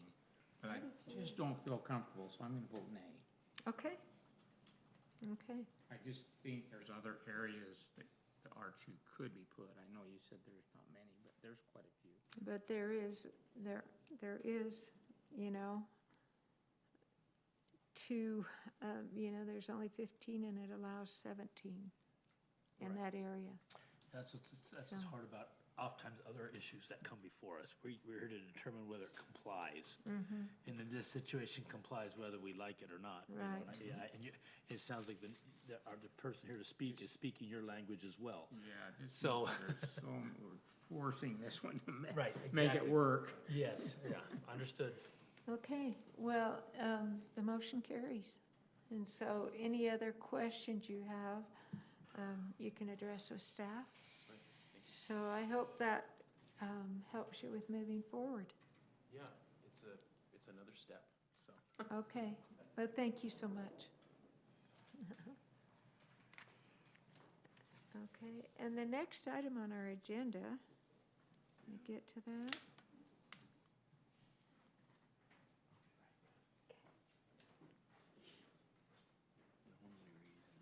Past all these pictures. The next item on our agenda is item number 6. And that is an amended site plan approval, a building addition at 730 North, 2800 West. Our applicant is Scott D. Is that you, sir? If you'd come up to the front.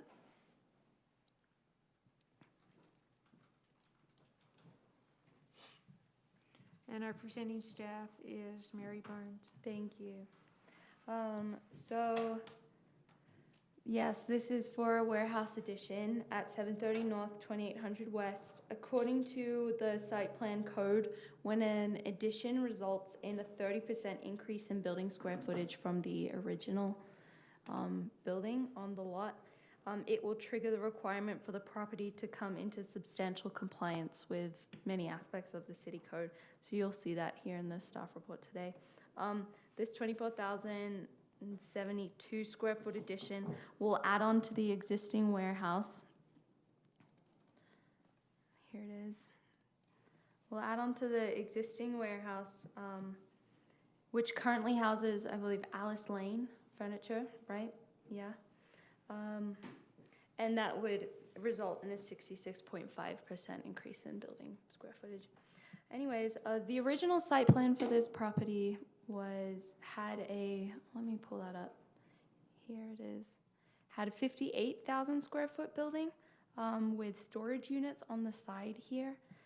After getting this approved with Planning Commission, the applicant, who was not Mr. D at that time, someone else, came back with an amended site plan, significantly shrinking the building to the current about 36,000 square foot building with no storage units on the side.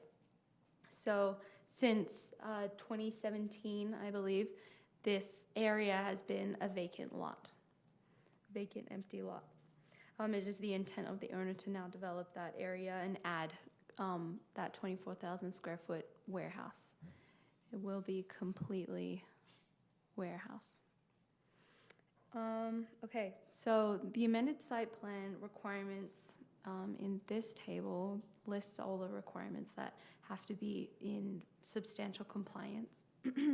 So that includes, I'll just go through things that are already in substantial compliance. That's storage and exterior displays, off-street parking, vehicular access and circulation, off-street loading and unloading, off-site curb, gutter, and sidewalk, solid waste containers, street lights, and architectural standards. Or some of these will be in compliance, with this new addition. Landscaping is mostly in compliance. We'll kind of talk about that a little bit later. And then on-site surface, water drainage will be in compliance when we record a stormwater maintenance agreement, which usually happens after the Planning Commission approves a project. So with the parking, let me come back here. The initial phase, the 2016 phase, that huge 58,000 square foot building required 136 stalls. At that time, the applicant at that time did a parking study and found that they could, kind of run the property with reduced stalls. They presented that to the Planning Commission, and it was approved with a reduced number of 93 stalls.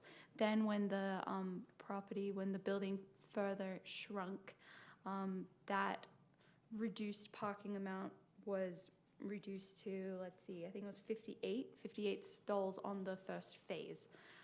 With this addition, it's 24,000 square feet of office in the mixed commercial zone. You're required to have one parking stall per, I said office, but I meant warehouse. You're required to have one parking stall per 500 square feet of warehouse, so that comes out to 48 parking stalls required. They provided 49 parking stalls on this second phase to meet that requirement. So that would bring the total to 107 parking stalls on the entire property. There are some other requirements for parking in the mixed commercial zone. That includes a setback from a 10-foot setback from the boundaries of the zone, which they've provided in their site plan. And then also deciduous trees must be planted in each end island within the parking lot, which they have provided as well. And then the fire department has determined that the provided fire department turnaround, you can see right here, is adequate for a fire apparatus to get in and out if needed. Hopefully it never would be. Onto the landscaping. The site plan calls out 15.2% of this existing area is in landscaping. In the mixed commercial zone, we only require 15% to be, 15.2% with this addition the entire lot would have 15.2% of landscaping with this addition. That's what I mean. So the entire lot would be in compliance at that point. As you can see in places on the landscaping plan, like up here in the north area and bordering the building, the landscaping that they've provided there is simply tan crushed rock. So staff will be working, that's a condition of approval on this, staff will be working with the applicant to make sure that there's some type of vegetation that is added to that area. The mixed commercial zone doesn't actually have it does have like a coverage requirement, but it's only for the landscaping strip, which was provided in the first phase and looks great. I don't know if my picture doesn't do it justice, but the landscaping strip has adequate coverage. It's just this back area that kind of looks like it was forgotten or something. So that's one of the conditions of approval, that staff will work with the applicant to ensure that there's adequate landscaping, that if you count that area towards the landscaping percentage, there has to be actual vegetation in that area.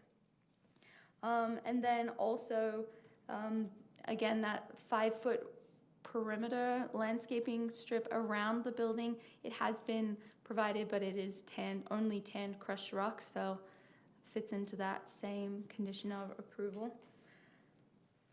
As for parking lot landscaping, the required amount of parking landscaping is 1,960 square feet.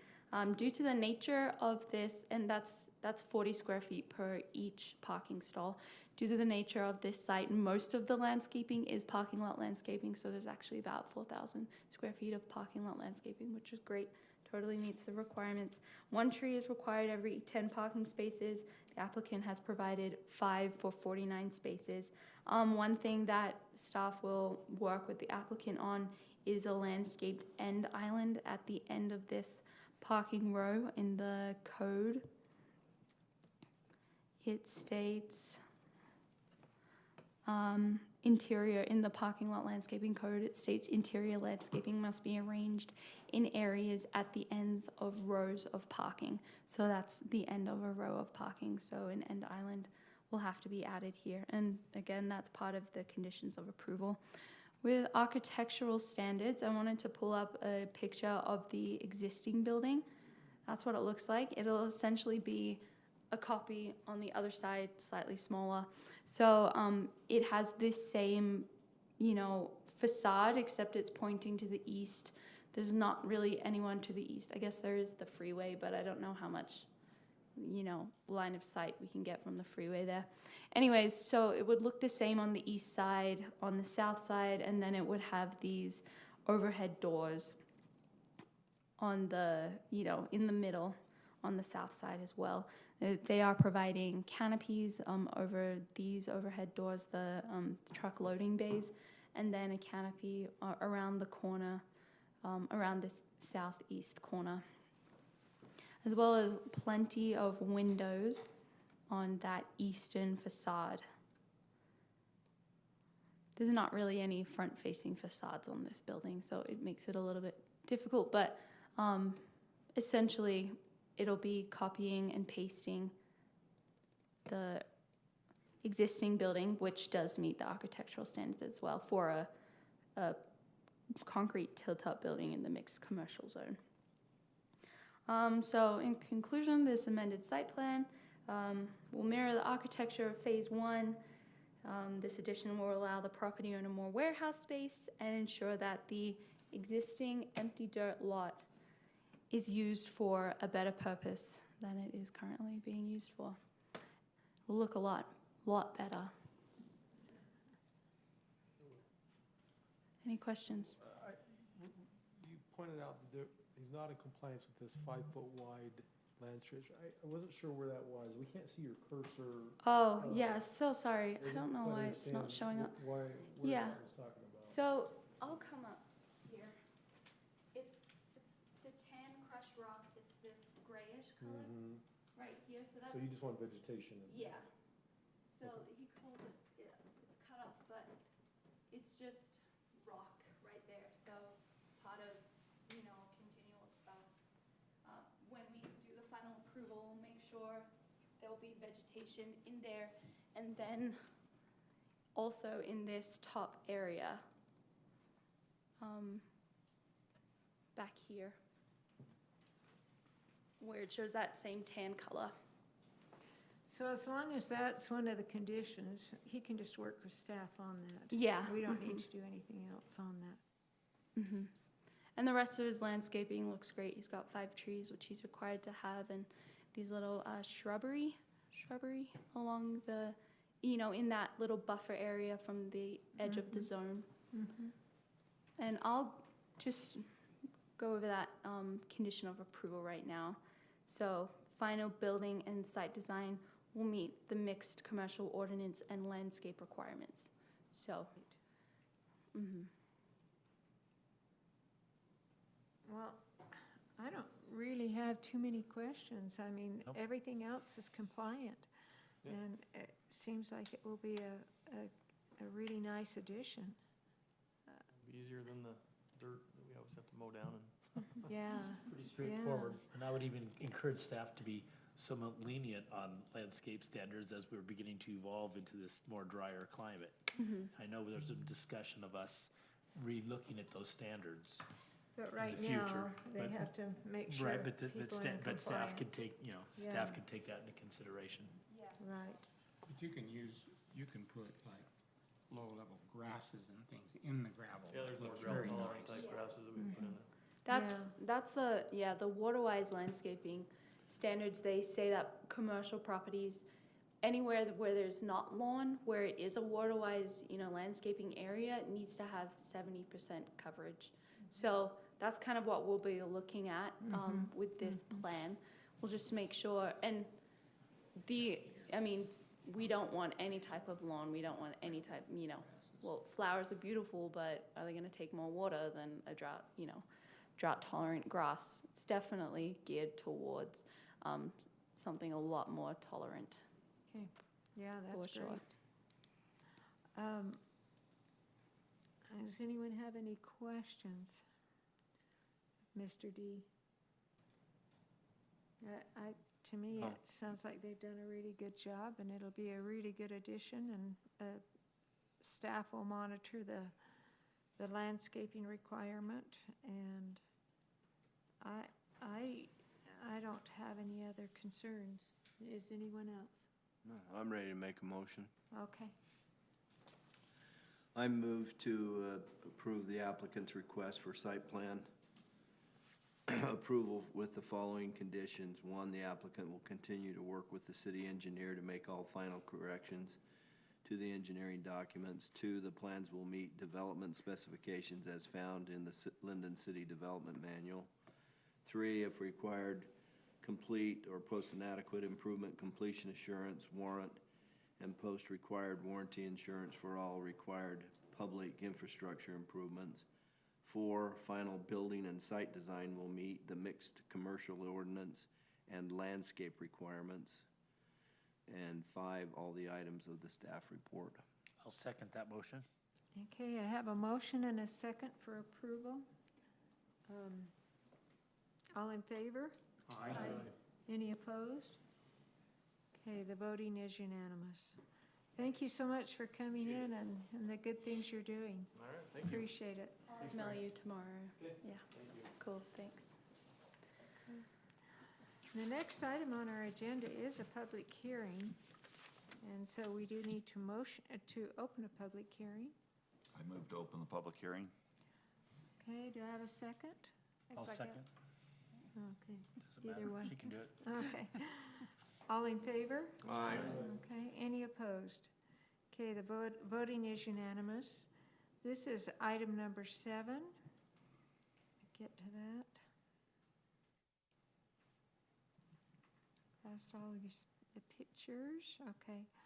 This is an ordinance amendment, 8.20.090, 15.04, 0.050, 17.04.410, 17.62.170, 0, and this is the nuisance building and zoning violation fines.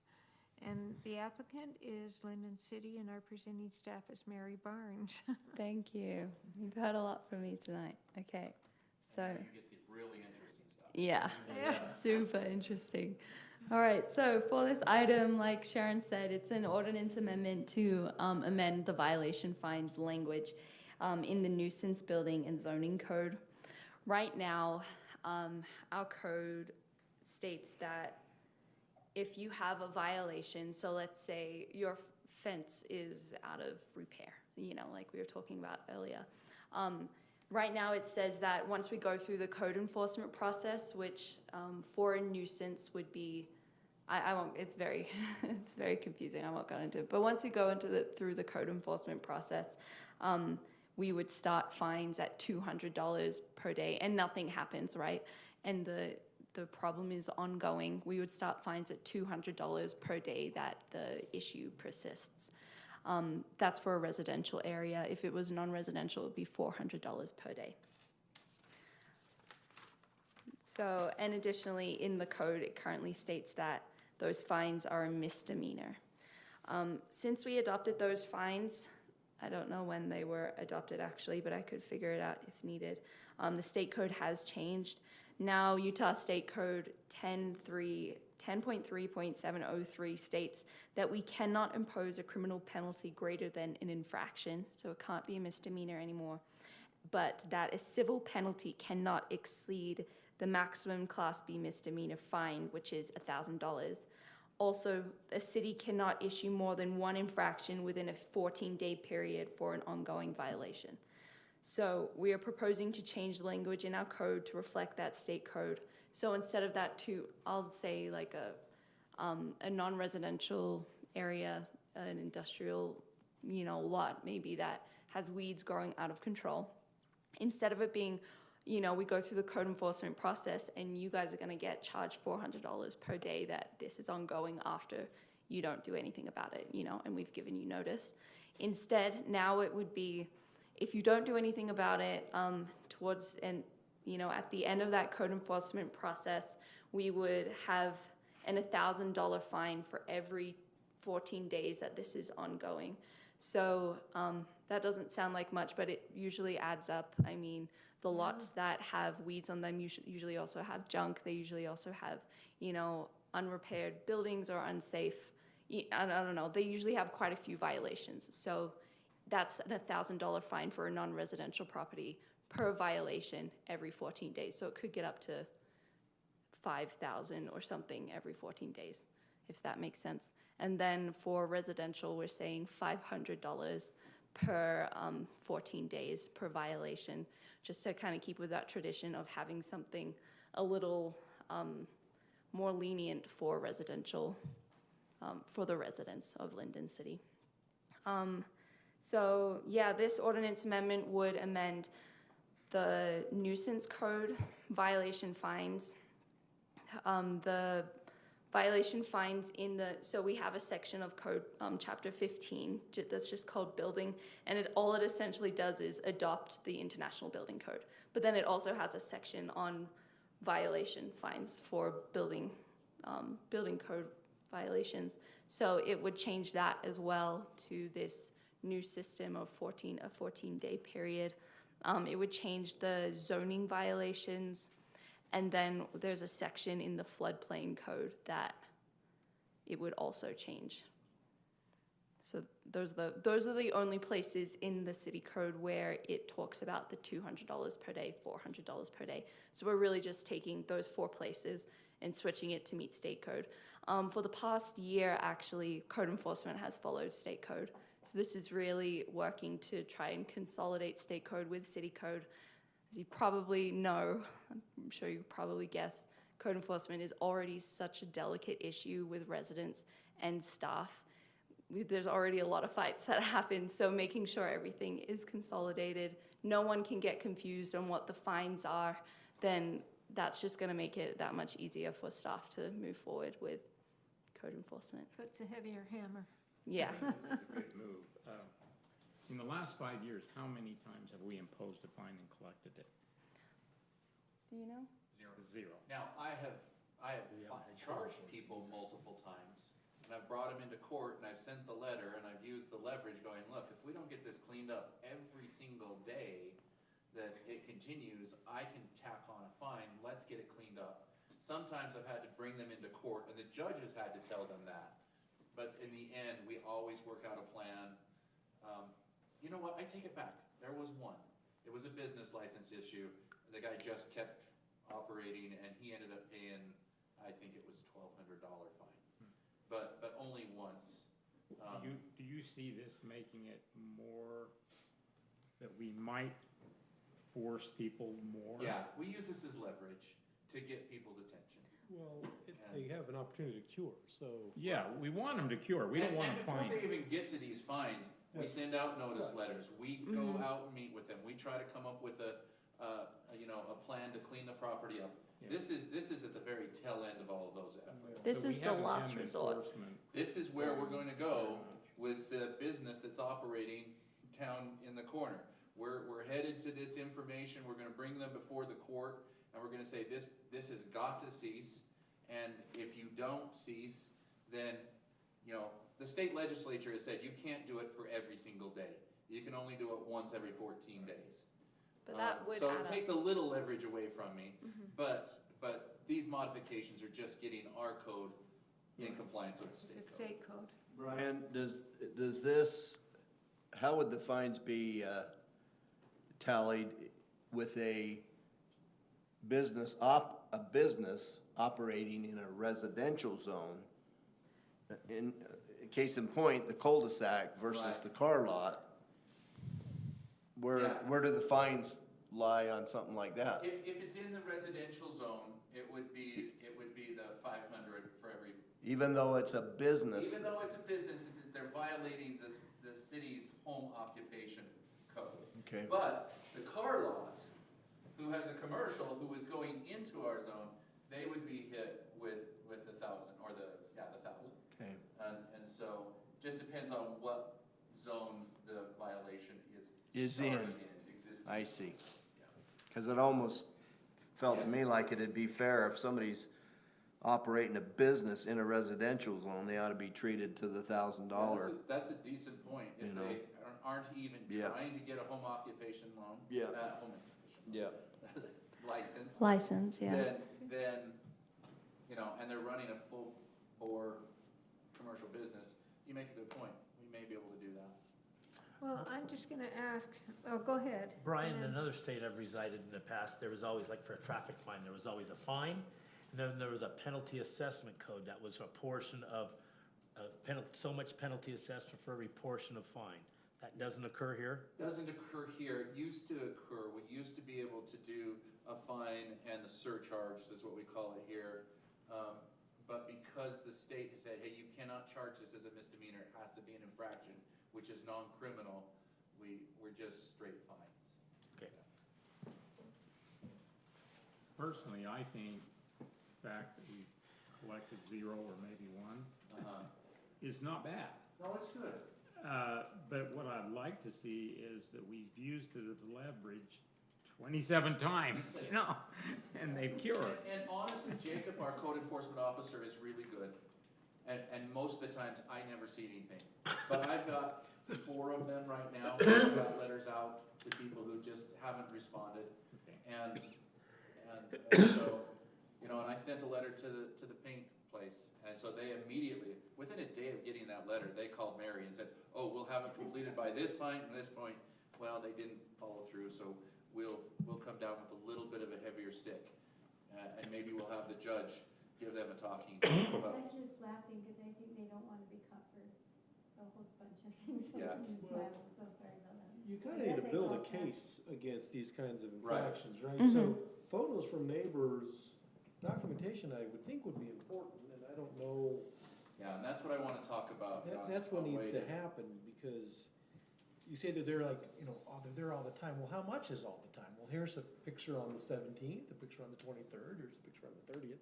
Then he can build a case, and then we can start assessing fines. And- You and- know, what's been a little uncomfortable for me, honestly, is I did send in some pictures, but I don't want them to see me. Yeah, you don't want to be out there taking, snapping pictures. Honestly, like, it's been really uncomfortable. Yeah, you can be subtle.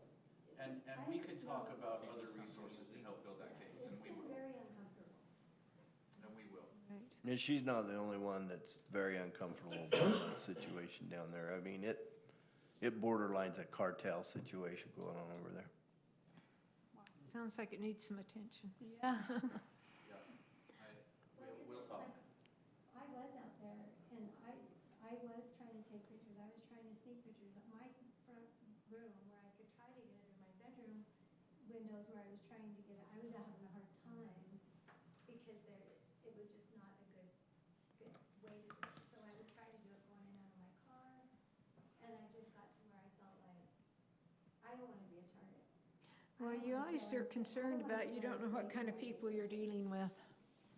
You, Yeah. you're always concerned because you really don't know what kind of people you're dealing with.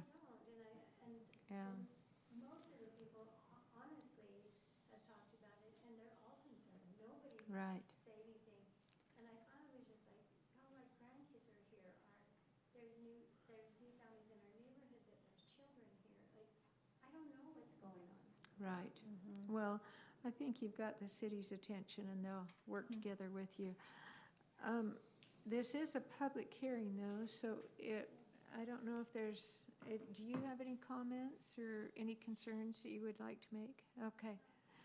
And if, you know, I think we've heard your concerns and I think city staff will work with you on that. If there isn't any other public input, are we ready to close the public hearing? I move to close the public hearing. Okay, and do I have a second? Second? Okay, motion and a second, all in favor? Aye. Aye. Any opposed? Okay, the voting is unanimous. Okay, is there any other discussion? I think once again, this is really simple. This is cleanup language. This is something It that is. the city brought to us to clean it up. I really don't, I'm ready to go forward on it. Right, I think it's just to bring it in compliance with state code. So, if there isn't any other discussion, are we ready for a motion? I'll make it if you want. Okay. I move to recommend approval of ordinance 2023-20-0, is that O or 0? As presented or with changes.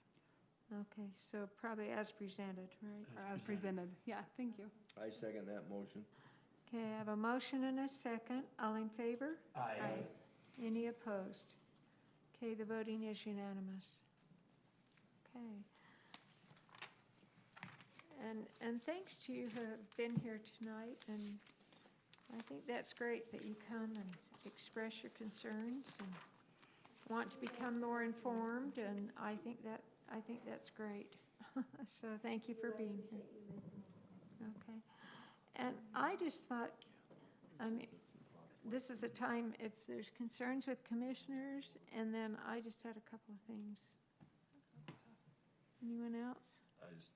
I was curious, because we're getting close to the end of the year, any update on Tim Clyde's property? Tim Clyde. Oh, Oh, yeah. I'm sorry, go ahead. Well, you might know better than I do. He filed an application with the state ombudsman's office Right. to challenge our decision. They have not issued opinion. He's taking the position that I don't have to do anything until they issue their opinion. We have made it clear to him that that's not what the law says, and he has we gave him until the 31st to complete that first phase. December 31st, yeah. December 31st, yeah, excuse me. So he's gonna be putting a storm drain in the cold. Right. And a fence. And every day that he, if the changes are not there, he can't use the property for access, to storage, to do anything like that until he gets that site plan in place. And we've articulated that. From there, I've left it to Mary. Well, he is using it for the storage. So, but he does have till December 31st to do that.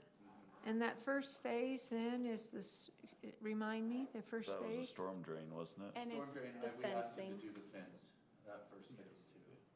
Mm, That okay. berm. And it seems like it's been months and months since that was filed with the ombudsman's It has office. been, and I've called their office and said, could you please give me an idea of when we're going to get your advisory opinion, which is very frustrating. Yeah, Because he didn't file an appeal from this body's decision. He has no legal remedy available to him to challenge the decision because he didn't appeal it. And this ombudsman opinion is an advisory opinion that can be used in an appeal. But there's no appeal to use it in. So it has, this advisory opinion has no legal force or effect.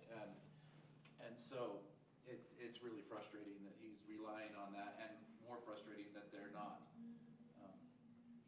coming forward with this opinion when they recognize what he's doing. I'm kind of frustrated with the whole process. well, so can the city move forward on enforcement? We cannot move forward on shutting him down until December 31st. Right, Yeah, but once we hit December 31st, we're shutting him down, wow. if it's not done. And he needs to understand. Would, if he continued to use it, then these fines would come into place, Exactly. Then we come right? right into these fines and these charges. Right next door to the Okay. pizza factory. Okay, well, I thank you just for haven't seen that. any sign of movement there, so. None We did, I believe Jacob is sending or has sent a letter for the cutting down all the landscaping. And we did get word, did you hear this, Mary? I don't know. That he, in our department head meeting, a contractor and that does the landscape, not the landscaping, but the excavation work, there you go. He has been contacted by Tim to get a quote.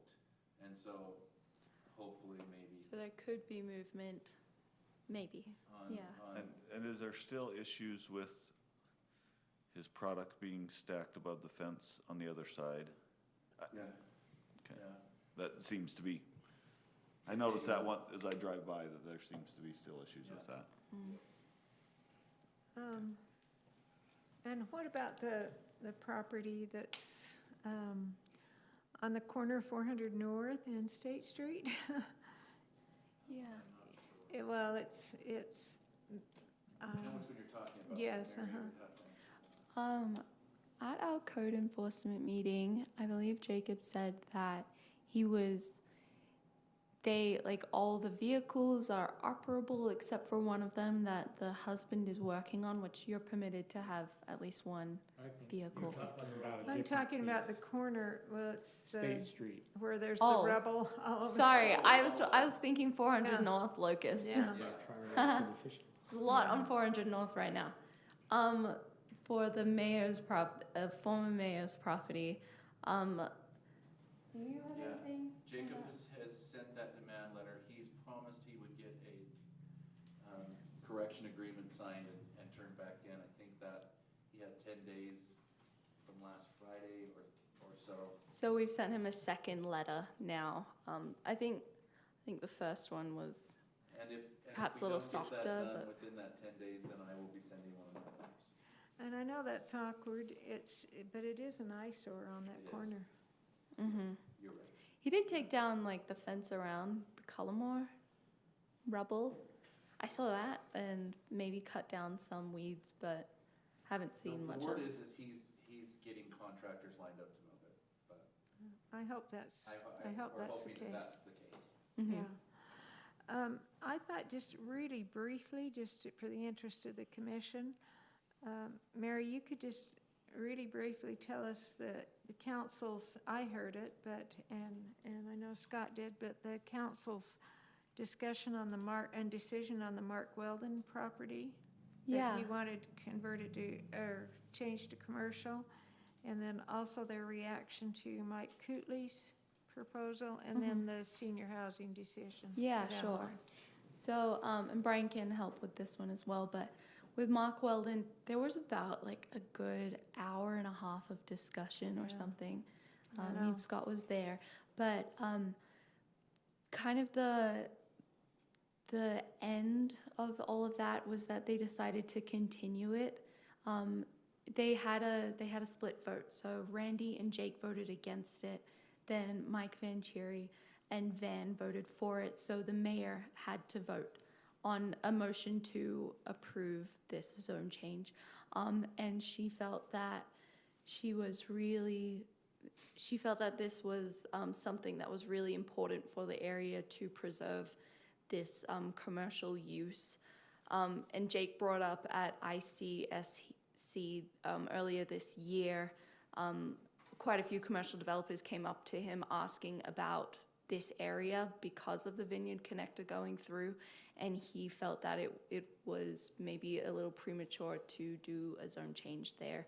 And then Randy, I think, well, Scott, maybe you can correct me, but I believe Randy was more of like, you promised this, and you're not going to give it anymore, that kind of thing. So they denied that motion to approve the zone change, and then they approved a continuance of the zone change. So See if we could maybe come up with Yeah. some type of a development agreement to allow him to get some of the uses that he wanted there while still preserving the commercial look. especially on that Maybe corner. the opportunity for some commercial uses in conjunction with the warehouse. So we're meeting with Mark now to try and work out, see if we can come up with some type of an agreement. Like a compromise. Okay. So that's what I happened thought there. that was I watched it online, I couldn't be here, and I thought that was a really good option. So, and then on Mike Cootley? Mike Cootley's. They discussed what residential would be like there, and really the kind of the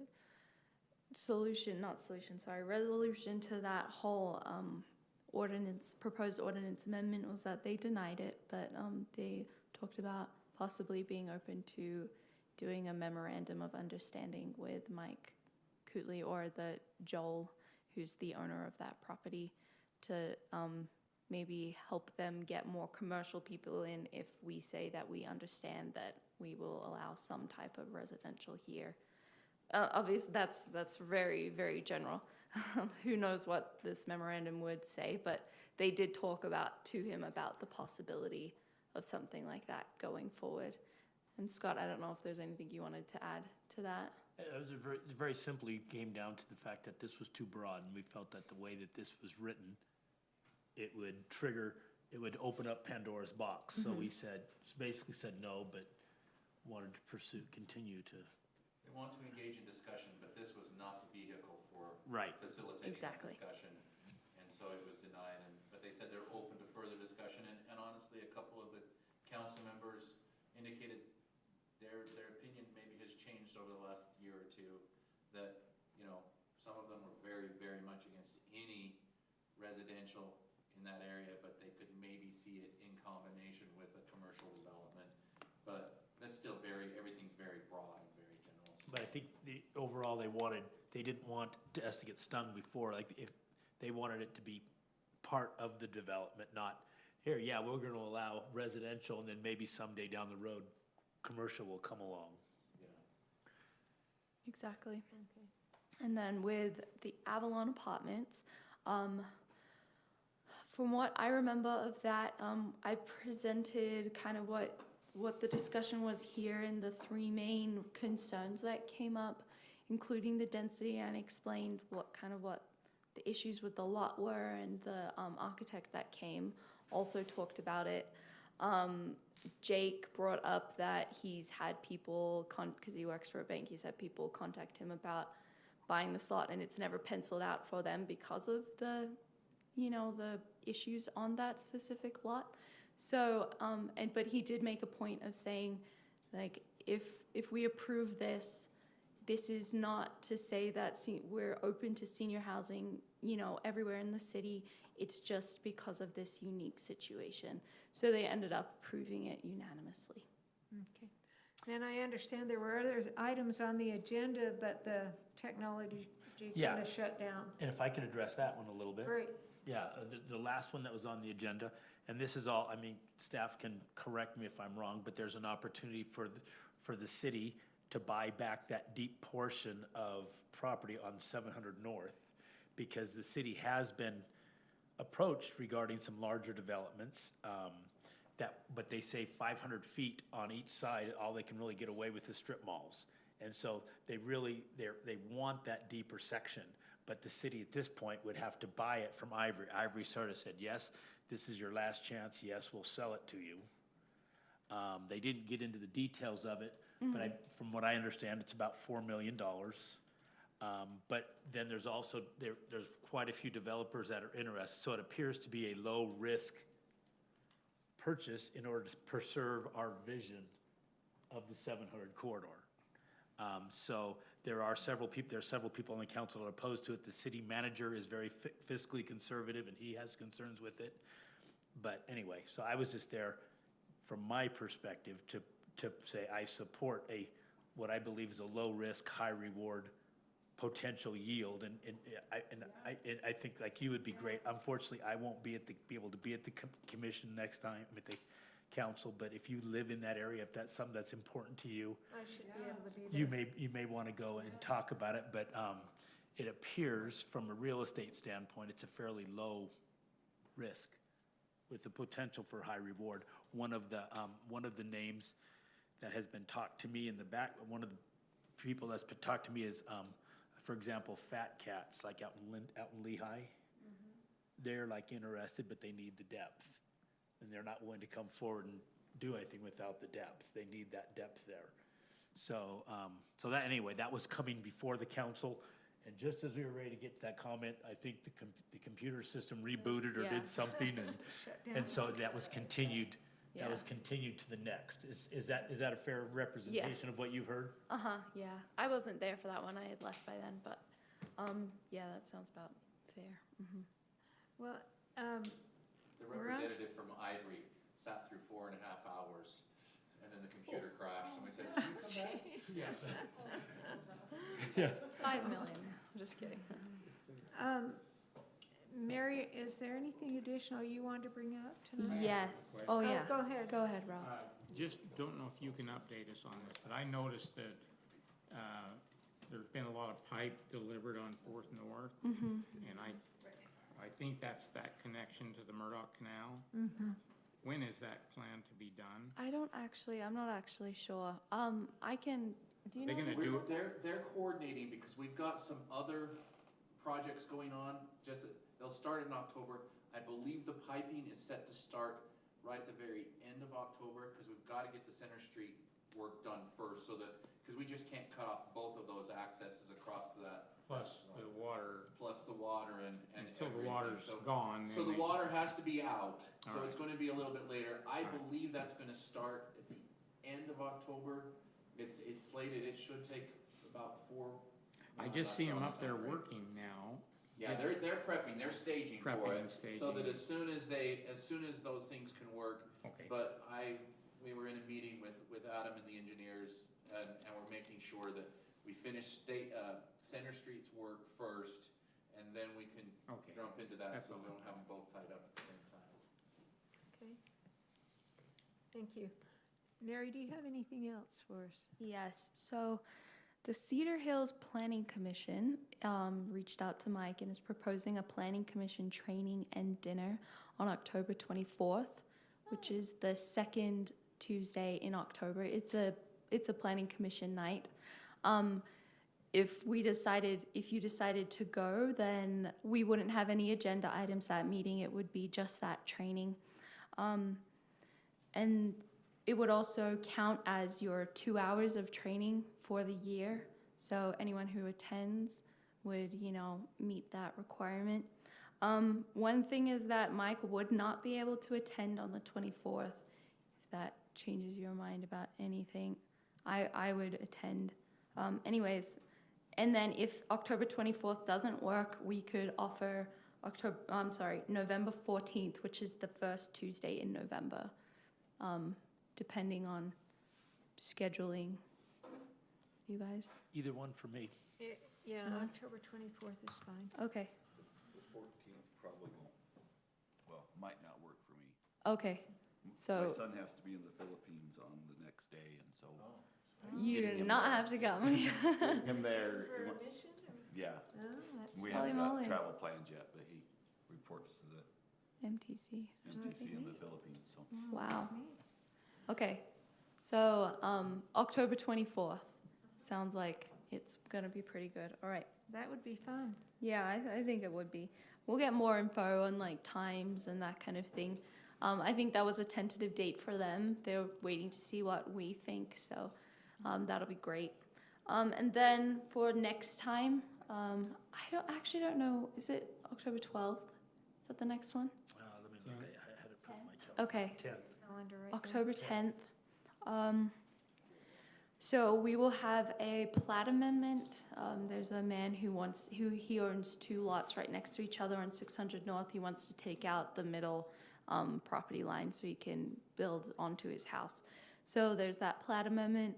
We possibly may see the storage container ordinance come back, the short-term rental ordinance come back, and we have an ordinance in the works for clear view driveway requirements. So that means around a driveway, making sure that there's a proper area for someone to, so for example, if you're backing out of your driveway, you want to be able to see if there's someone walking on the sidewalk right there. So a clear view requirement for a driveway. We've actually been doing it for the past few years as a safety thing, but this is something to kind of bring it into the city, the fencing code, the city code, the clear view requirements code, that kind of thing.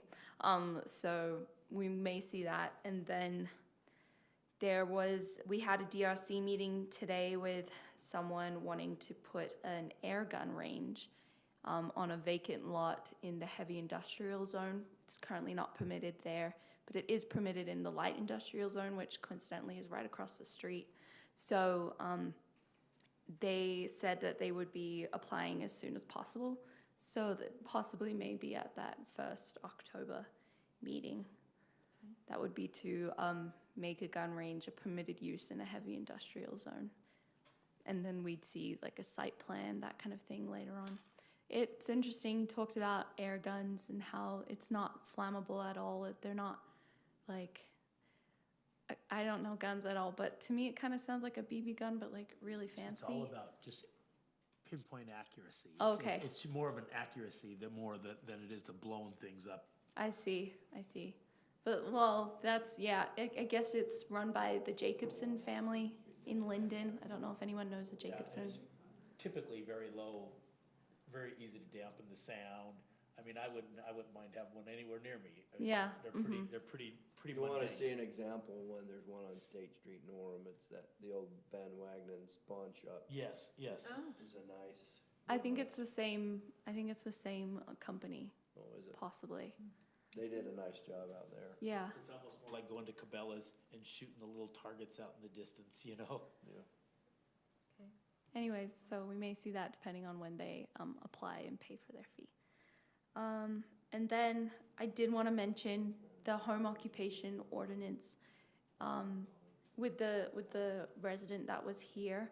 So the home occupation ordinance is specifically crafted to ensure that any business within a residential zone is completely secondary. The main use of a home has to be as a home.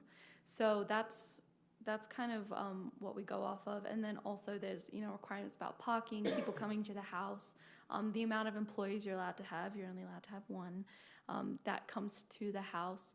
And you're not allowed to have any equipment, products, anything stored or materials stored outside either the home or an accessory building.